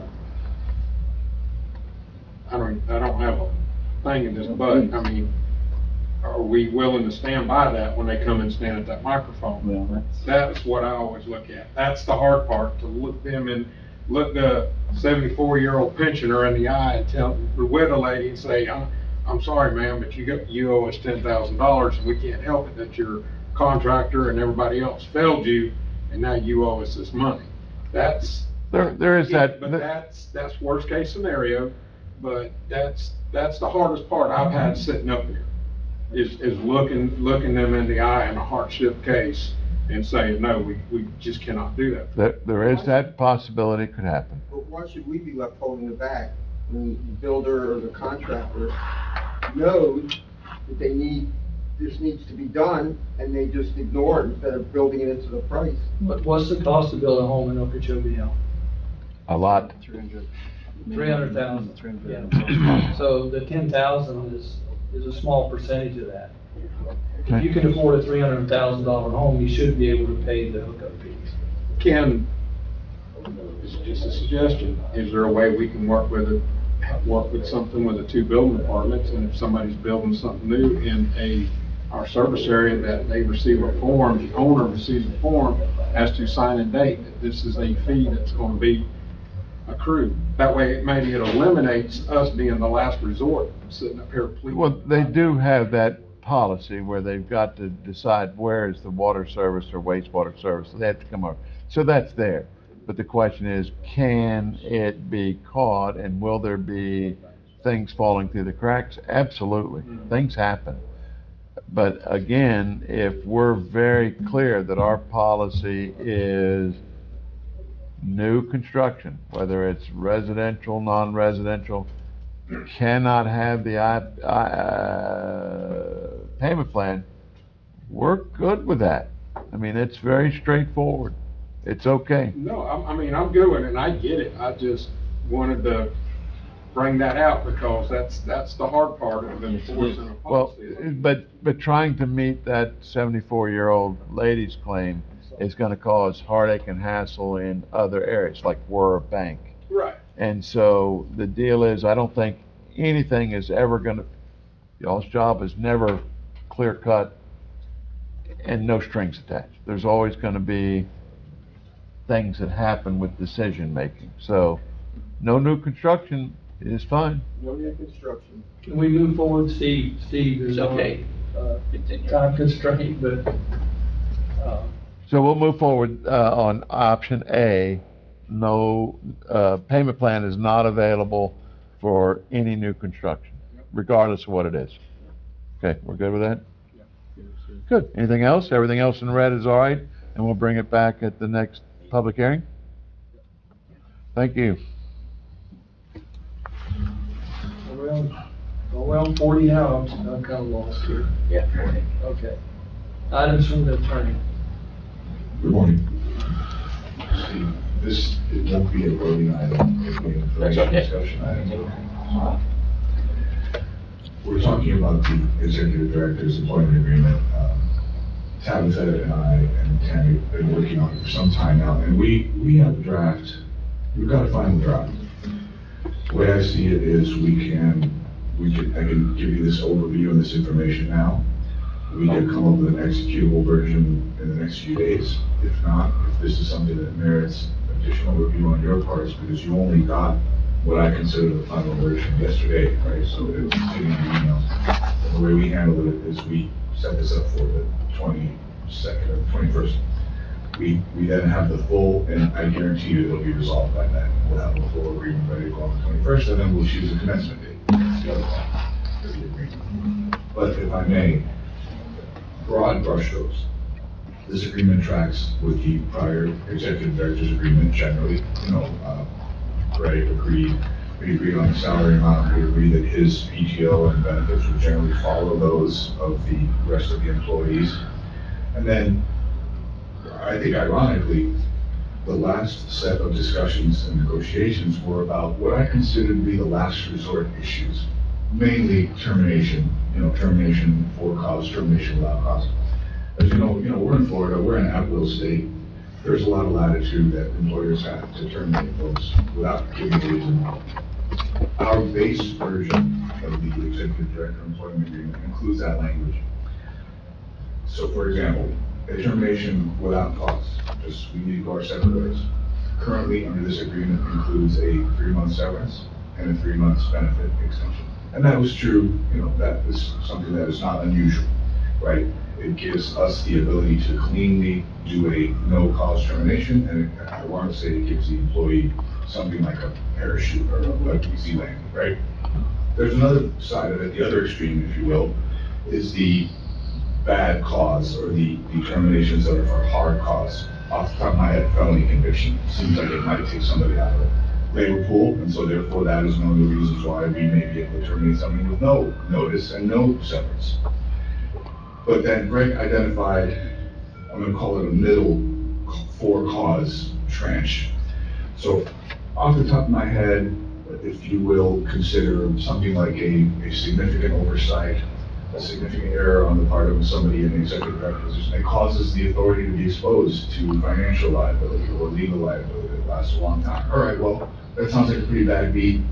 It sounds like cause, and in this case, Greg identified or requested that we add in a provision for that bundle of cause, not the worst cause, felony conviction, addiction, malfeasance, but for another category of bad acts.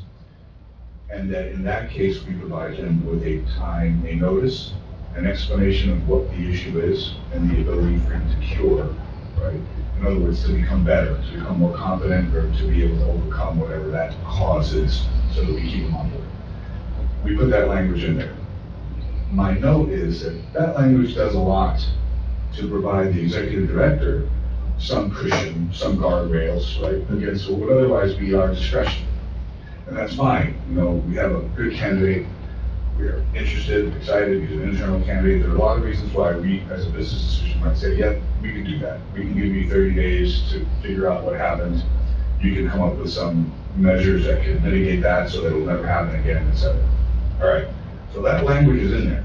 So in the case that the authority finds that there was an incident, an issue, a behavior, some sort of pattern that we consider to be cause, we would then provide the executive director notice and 30 days.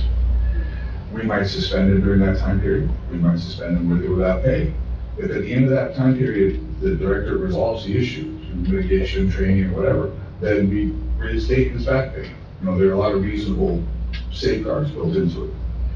But when I put that in, now this is on me, when I added that, I also added one more of the bad cause provisions. So I'll go over them really quickly here, just indulge me, and you'll see what I mean. So these are the standard ones: conviction of a felony, refusal to perform duties, inability to perform duties, willful and wanton disregard for policy or procedure, dishonesty, theft, falsification of records, reporting to work under the influence, right? Those are the starter kit.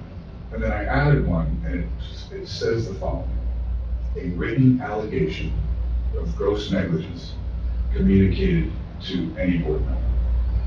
So what that was intended to do, and you know, Greg should have an opportunity to respond and discuss what the issues or the ambiguities are. But the idea there being two things. One of them, it requires a written allegation. In other words, somebody has to have the moral fortitude to write down what the particular issue is and to communicate it to somebody on the board. Second, gross negligence is a fairly definable, at least we can describe it in words. It means just indifference, not caring about injury to an individual or injury financially to the authority. So I thought gross negligence is a term that at least legal persons would understand. So if I'm going to, and then you can, you know, I'm going to speak for Greg very briefly because his quibble was with the term allegation, right? Because an allegation is a story, right? So it may be that something comes to you in the form of an email, hey, according to this one person, something happened. You need to know about this. It's very serious to the level of gross negligence. And I'm telling you about it, do what you will with it. And then I assume what will happen is that the board will have a discussion about it and make a determination that this is that bad sort of act that might give the board the authority to terminate the director without any notice and without any severance. And so the distinction for you is between an allegation, which again is something that is, so again, if I can, I'm going to speak for you, but then you can clarify. Greg might have preferred the term substantiated, right? The reason I didn't have the term substantiated in there is because then we have to get into a fact-finding process that I thought might be unwise or that might take too long in the case that the allegation itself is fairly serious. And I gotta tell you, I don't know what that is, you know, sort of rampant racist behavior, you know, just no regard for gender or sex roles in the workplace. I have really no idea.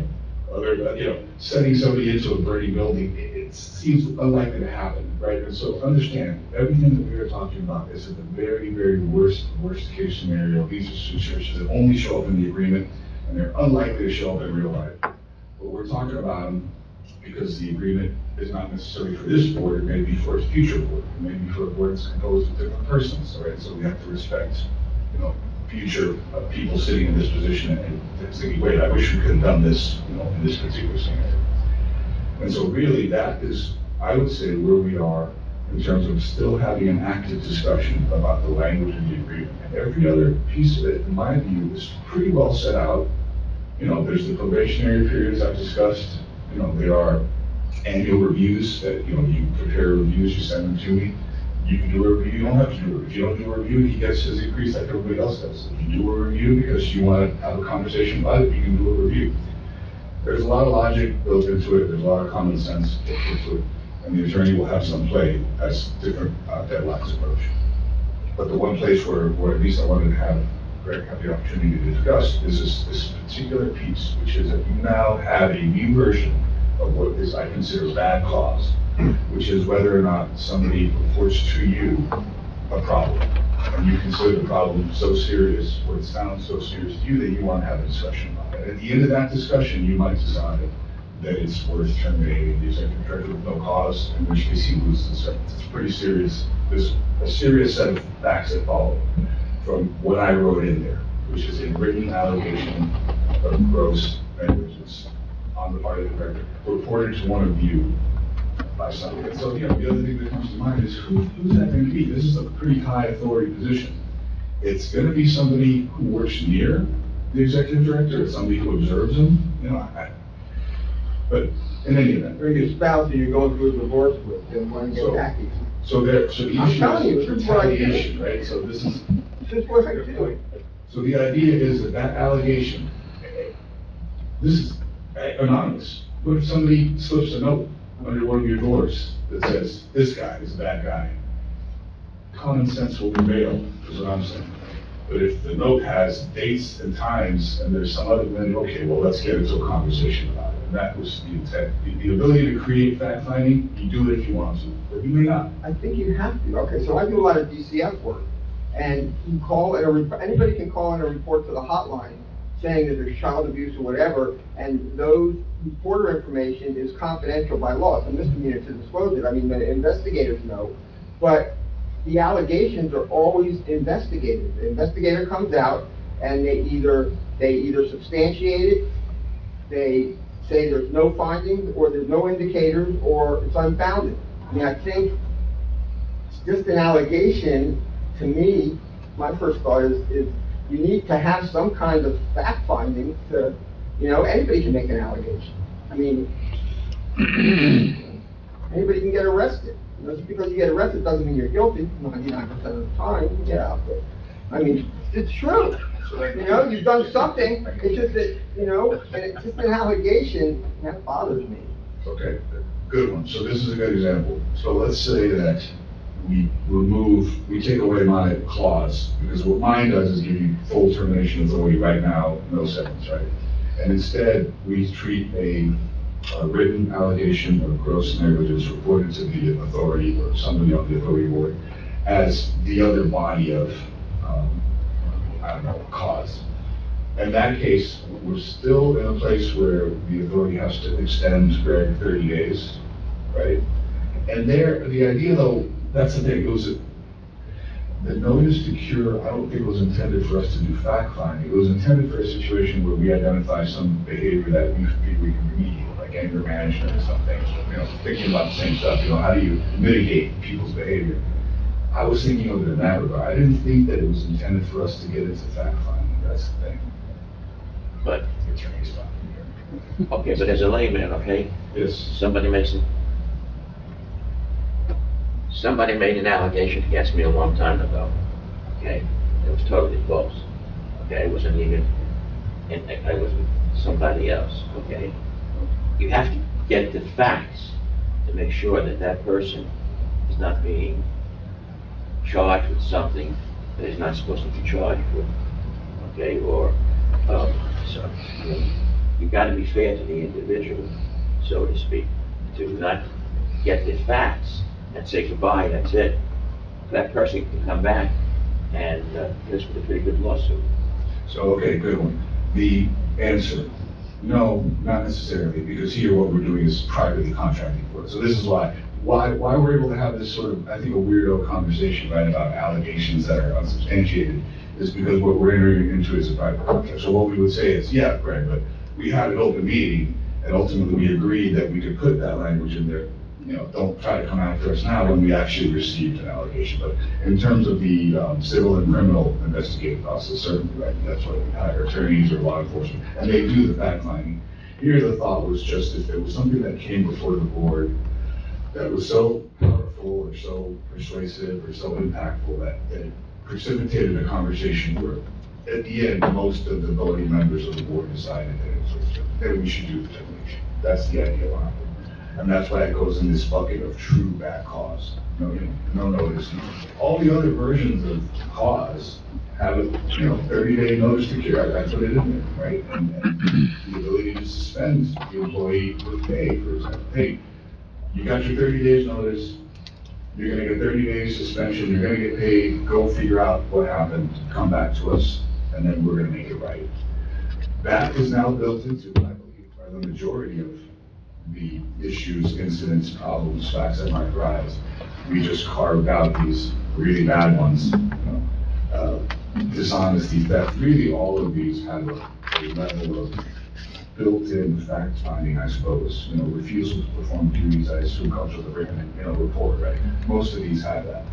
That's why I thought, like, how do we preserve, okay, having lost or having given up a lot of latitude, having to do a 30-day notice to cure by and see authority at a time when you know it's gonna take probably 90 days to get through the entire process. From the day that one of you or somebody identifies a serious problem, then you've got to figure out, you got to give them the notice, then you have to have the cure period, and then you're going to bring them back. And I assume that each phase, you're going to want to have a discussion, the board is going to want to have a discussion about what's to do next. Okay, that to me, that's 2 meetings right there. Therefore, adding the 30-day notice to cure has the effect of binding the board for about 60 days. So it's just, all right, well, I thought, all right, how do we tighten it back up a little bit in our favor? Hence this particular language. So tell me. So who has the burden of proof? I mean, somebody's making an allegation. Is the burden on you to prove yourself innocent? I mean, what do you do in a case like that? Sure. So I'll give you the extreme case, and that way it might settle the debate. You might receive an email. How do we do it? Let's say you receive an email from somebody who you know is associated with the organization. And that email contains an allegation you consider fairly serious if true. You don't have to do anything other than to say, here it is, gang, pass it along, everybody take a look at this, what are we gonna do? And you can do an up and down vote right there and terminate the executive director with no severance and no nothing. That's how powerful the language is that's written. So I say that to scare you, because that is the type of authority you would retain. But is a board voting on that? What criteria would we be using? Just an allegation? I mean, we can't. 100%. No. That's exactly what you do. This doesn't smell right to me. So I have to prove, Smell I have to prove my innocence. Well, you didn't, maybe if you decided you wanted to have him speak, you might say, no, you may deny him the opportunity to be heard. In other words, you would deny him due process, to use the term we understand. You can deny him due process because we contracted, right? We contracted around him. And it's a powerful thing. And it was all intended to put in this, it's one little thing that's left that gets us perhaps out of the, I consider the additional time and effort that it takes to do the 30-day notice. It was meant to balance that out. If there's, other ways to do it, I mean, okay, we could have denied the 30-day notice and cure, but the fact is, this is a good candidate, we're in a good position, we're this close, and so even between Tabitha and I, we said, no, okay, we'll figure out how to put in the 30-day, opportunity to cure. And that's what precipitated all this other, okay, wait, now we have to think about suspension, how do we do that? How do we deal with probationary periods? I had to figure that all out. And then this was the backstop, let's say. Okay, but by the way, one last thing. That's what it is saying about these allegations. You're saying, with respect to the meetings, 30, 60 days, et cetera. What law is there, excuse me, with respect to, God forbid, there's an allegation made. Okay, here's a scenario. He's got to fire somebody. Person makes an allegation because he got fired, but he was in the right to do what he had to do. Person sends an allegation in, or somebody sends something over to the board.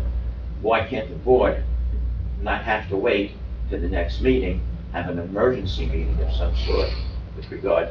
Yes, sir, certainly. So normally, regularly scheduled meeting or emergency meetings. My view is that an emergency meeting itself is extraordinarily burdensome. That the fact is that the board members generally, you know what the meetings are a year ahead of time in order that you can plan around it. But yes, it's entirely possible in the case of a serious both allegation, right, and the response itself is a well-developed response. If you want to hear it right away, special meeting. Right. It seems to me, I want to avoid that, but I get you. So on your normal calendar. I mean, I've been, myself and Ms. Anderson, we've been here since the inception. We've never had a problem with any one of the directors that we've had whatsoever. I just don't want to split hairs right now to make this a sticking point over here. We have the final say as the board members. And if something came to us, okay, with both you as our attorney and this gentleman as a friend and attorney, I think we would be doing the correct thing for the gentleman over here. God forbid somebody would make an allegation. don't wanna make this to be a sticking point. Not at all, and this is the, I agree, we are, this is outlandish, the stuff that we were talking about, this is what happens when, you get an attorney with his nose in the thing for too long, this is exactly what it is. But I would, whether it were my language about a written allegation of gross, I would implicitly trust the authority to be able to figure out what happens, right? But, we could take a more pessimistic view and say, no, this could go off the rails quite easily.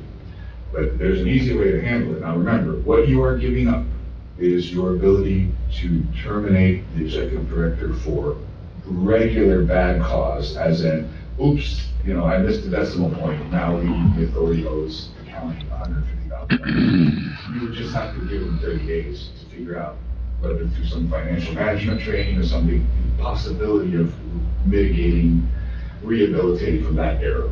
That's all it is. And that seems unlikely as well. In other words, how often have we thought, oh, wow, this director really flubbed it here? It seems unlikely to me. I don't know that in the history of the organization. And so even that thought, the 30 days, I'm gonna be fine. Well, you don't need 30 days notice, you're gonna be fine. But he said, let's put it in there. And so I don't disagree. But just understand, what you are giving up is a measure of your ability to terminate for cause. It just means you have to provide them the 30 days. Go ahead, sir. So just as an example for you non-lawyers out there, if somebody files a bar complaint against me, it's an allegation. They're saying that I messed up, I did something, disgruntled client, whatever. It's mandatory that I have to respond within a certain amount of time, giving my side of the story, and then they decide whether or not there's probable cause to go on to the next level. Thankfully, that's never happened to me, but I think there probably should be something written in that has some kind of mechanism for that to happen, because you can't just do it on an allegation. You have to have some kind of written response to the allegation from the executive director telling the board why, this is not true. Okay, so I get it. So then that's easy. That's easy. Then what I would do is just All of us that are licensed by the state of Florida, attorneys, pharmacists, etc., if there's an allegation made against us, we have to answer it, okay? And give proof. It's not just provide, that's it. Someone makes something against you and you're pulling your license. agree entirely there, though, again, for everybody's edification. It's because you've earned a property interest in that license. You've done the work and earned that license, and now you've got that due process built in. Here, again, we're in the world of private contracting, as in a sense of private between us and Craig.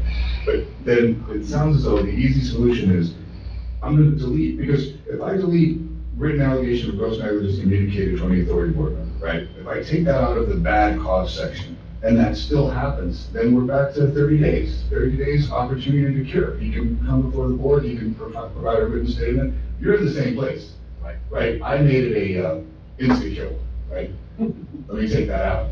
But it'll never happen, but if it were to happen, then the board would take its 30 days, and say, okay, we gotta figure out about this, what happens, right? So if that makes sense, with that amendment, and it's not even, we've got the authority here, we're all set. This is a good conversation. I get a sense that that would work for who's here.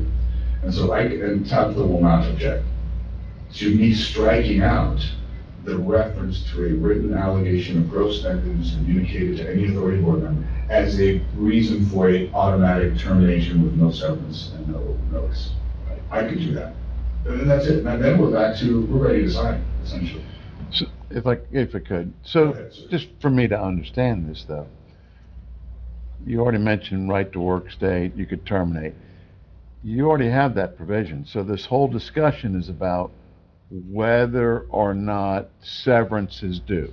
Because if you terminate them with cause, then severance is not due. If you terminate them, it's 3 months severance. That's all we're talking about here, right? Yes, but Greg correctly identified a nuance there. We only explicitly identified 6 insta-kills. We only have 6 things that are an automatic termination. including felony conviction, you know, substance abuse issues, et cetera. Right. That leaves an entire other body of what went wrong. For example, just a bad mistake, you know, just forgetting a deadline that now impacts the authority. We thought, well, that's cause, that's a bad thing, right? And so John, and for everybody, this agreement does not have the standard language which might say, this is the original, the authority shall retain the right to suspend and or dismiss the executive director for any reason. That's gone. So you don't have that language. Instead, you've got my sort of unpacking of what the different reasons are. No cause equals severance. With cause, but it's really terrible, no severance, no notice. Anything in between, 30 days notice and an opportunity to cure. So that's what, maybe that I should start. Yeah, we're taking away your at-will ability to terminate. And we are adding some protections for the executive director because of how important the position is, frankly. Okay. But I think, so the last conversation we were having, if I get it correctly, is it sounds as though I've got a good consensus here on removing references to written allegations that would cause an automatic term, or the ability to automatically terminate the executive director with no notice. So I can take care of that fairly easily. So, good talk. So I'll go back to Tabitha now, and we'll finalize it, and we'll get you more version of it. Well, I've got everybody. Anything about the commencement date? Assuming that we are out of contract. What do you think? You know, we've got, I mean, I like even dates, August 1st, or what we, I you know. thought maybe December 30th. That's right. This year? Yeah, so, all right. Just, you know, let me know, because I'll put that in, obviously, you know, I'd assume HR might have an opinion, maybe I speak with Sammy. Does this contract need to come back? Or if this provision's approved, the board could say, authorize It's it. already to contract. In other words, at this point, it's just a matter of getting, whenever we get the final version, I will make it pretty. You know, I won't just pen change it like I thought I might do today, and we'll get it to the chair. Okay, so that happens. You can vote on it and say, with that change, the board approves it. Then all we need is the effective date of when that transfer happens between us. You have a vacation coming up? Sir? You have a vacation No, coming sir. up? Just wait, he hurt himself, he can't call vacation. When he goes, he gets hurt. Well,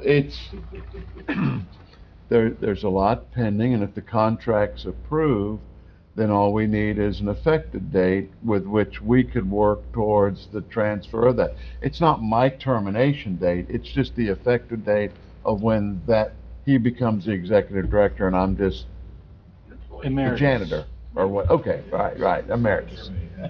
Well, Then we'll talk about my termination date, or when he's comfortable and I'm gone, but we just need to know what that effective date is of the contract. I thought you had no termination clause in yours. Sir?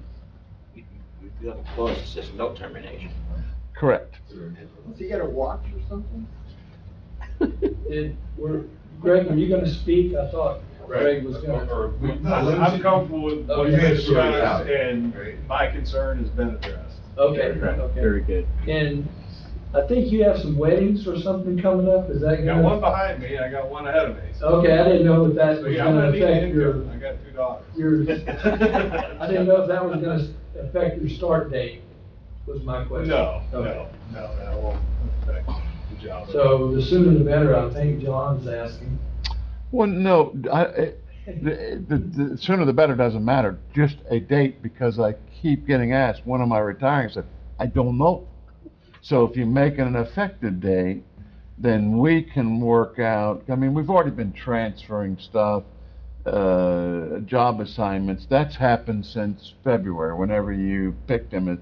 We're working through that. It's just, what is the effective date that he is the executive director? So if you make it, I don't know, July, somebody said July 1st, or July whatever, that's great. Just pick a date and we'll go with it. So it really comes down to, you know, where you're at, if there's a way to know when the effective date would be. Does this contract, and I know that it was discussed, I didn't is it gonna come to the board once it's finalized, or is it now just a signature, the signature lines and it's gonna take effect? The fact is, I don't remember what the direction was to Tabitha, whether it was that she was gonna, between she and I and Tammy, develop a contract and bring it back to the board for execution, or who's gonna do it? I think it's open that it was gonna come back to the board. So you've already mailed out the contract, they've seen it, you've talked about one change. If this board would agree that that is the contract, it's finalized and we can make the change and get it executed. So we need a motion for that.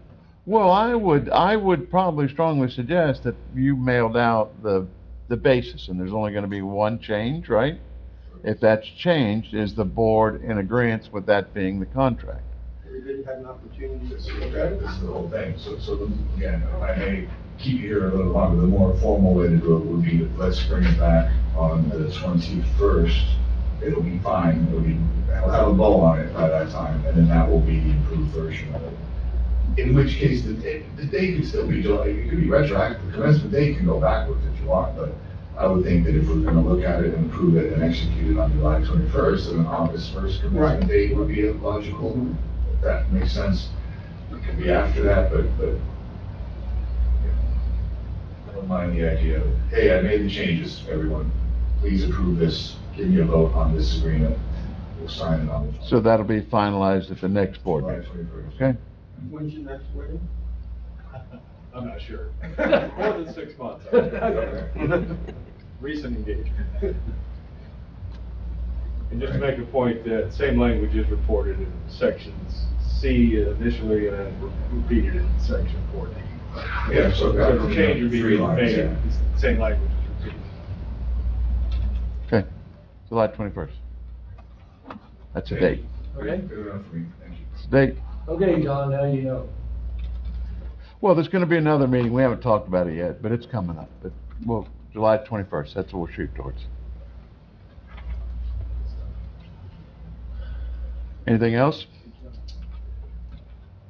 Fire station agreement, so today I'll send the fire station agreement back out to the county. I didn't want to forget about it. This is where I deleted this reverter clause that was somewhat sensitive to them, caused the whole brouhaha last meeting, so. Well, and it went from 3 acres to 5 acres, would be the, 5 acres, 10 years to construction. There's a reverter, which means they gotta build it, and if they don't build it, we get it back. But after that, you know, if something happens, if it stops operating as a fire station, it ends up being county property for perpetuity. so that reverter's taken out then? The second reverter, the first reverter that demands that they build within 10 years is still in there. But the reverter that if they quit using it as a fire station, doesn't come back to us, it's still gonna be That's county correct. property? You know, so there's a set of circumstances where, I don't know, hurricane or some other weirdo thing where it stops operating. Or if they decide they wanna do something else with the property, you know. they Okay, wanna- so that's what was agreed upon last month. Okay. For the, you know, the county chair, I think, made that case, we, that was, so that's done, I'll revert that out to them today. That's it. No. I do have one other question. I don't know if it's for you or for John or Larson, but, the fact that we still have, Tom Conley on retainer at $2,500 a month, I believe it is, That will be terminated shortly. that is gonna be terminated, so it's not in next year's budget. No, sir. Okay. And anything on the, Pine Ridge Park guy? Sure, we have a settlement agreement that is in review, so maybe, I mean, we might make it his first job at this point, but we've got a settlement agreement with that individual that seeks to recoup all of our fees and costs and the actual cost of connecting. And we just gotta get it. After that, if we agree, we can take it to the court, and the court will say, okay, you know, the case is settled, if it goes wrong, come back to me in court, and I'll resolve whatever your issues are. Okay, thank you. Items from the executive director. So a couple things real quick. You have the standard licensing here that the certain projects are either completed or underway. The two things that I need to talk to you about, or one of them's very simple.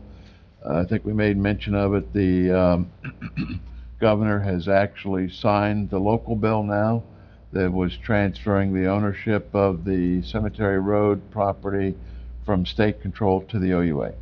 So that is going to be worked on as we speak, getting the appropriate state reviews and signatures on it.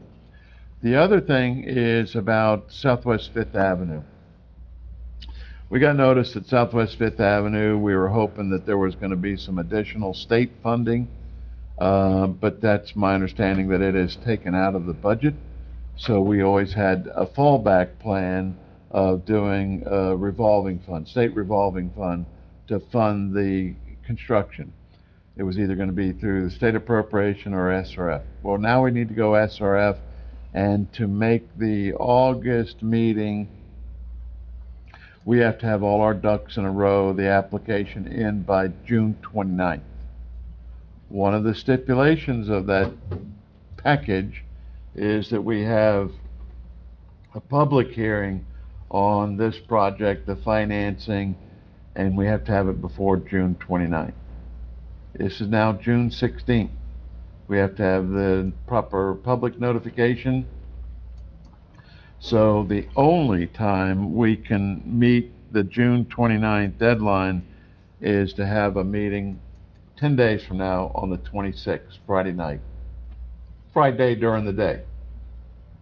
It will be a quick meeting, but we have to have a public meeting if we're going to meet this deadline for the SRF funding.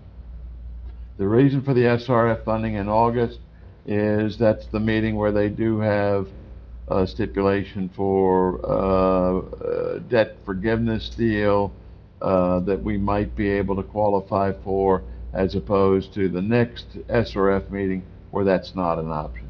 And I would like to try to meet that deadline if the board is willing to meet on Friday the 29th for a quick meeting. 26. Thank you. 26th, Friday the 26th. Jeff Sumner's here to talk about it. He's the engineer of record for the project, but we do need to have this public meeting where we go through the process of what the project is, what the funding is for, what the impacts are, and then have a vote to approve going forward with it. Yeah, and there's two parts to it. The public meeting to review the options for the project and give the public opportunity for input, I actually don't think that has to be in front of the board. But what the board has to do is then adopt a resolution accepting the facilities plan. So you've got, and both of those things can be done at the same meeting. It's usually a little more convenient, but... Yeah, it certainly would be, but technically, we could, if that Friday doesn't work, we can still, that can be, I think the last one you did, it was just you and Christine sitting here for the AMI, and yes, nobody showed up. We could do the same thing as far as the public participation part of it, but we do still have to have a board meeting. Anyway we look at it, we have to have a board meeting. So if we have the public participation, it's all done as one, and we go on about our business. But the only day we can do it in with the advertising requirements is on the 26th, Friday. So we can do it Friday morning, we can do it Friday afternoon, Friday evening. I just need 4 voting members for the quorum to make the meeting.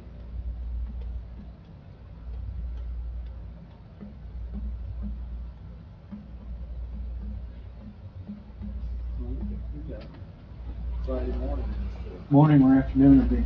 Yeah, well, the morning is the civic center. Oh, is it a food distribution? Yeah, that's the 26th. I mean, it'll be a fairly quick meeting. Well, like 11 o'clock. Yeah, 11. Mid-morning. Yeah. What's the question? What day? Mid-morning or afternoon would work for me. The 26th of Friday, June. We could have lunch brought in. Yeah, we could do a lunch hour meeting. Yeah, it likes it. You wanna do 11 o'clock on Friday? 11 o'clock in the morning? 26, yeah. Is that good? 11 a.m. on June 26th. Jan, you think you can make it, in case we got enough people? Phil Bowman will let you go. Tell them he's taking lunch. Tell him I have lunch for us or something. Okay. 11 a.m. on the 26th. You can make sure that Steve is aware of this. We'll send out emails for the 2 missing folks. Did you send it to our personal or OUA? I sent it to both. Okay. 'Cause Thank you. I don't know if Steve, Yeah. I'm not sure what Steve looks at.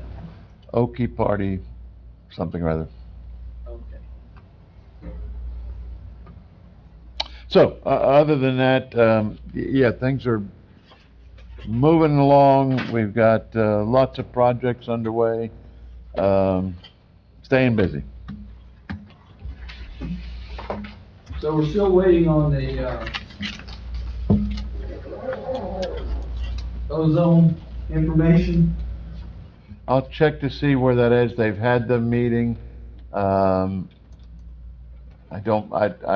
can't speak. I don't know where we're at with it, whether we're at the design element, they're ready to go to bed. I don't know. I'll get you an answer on that.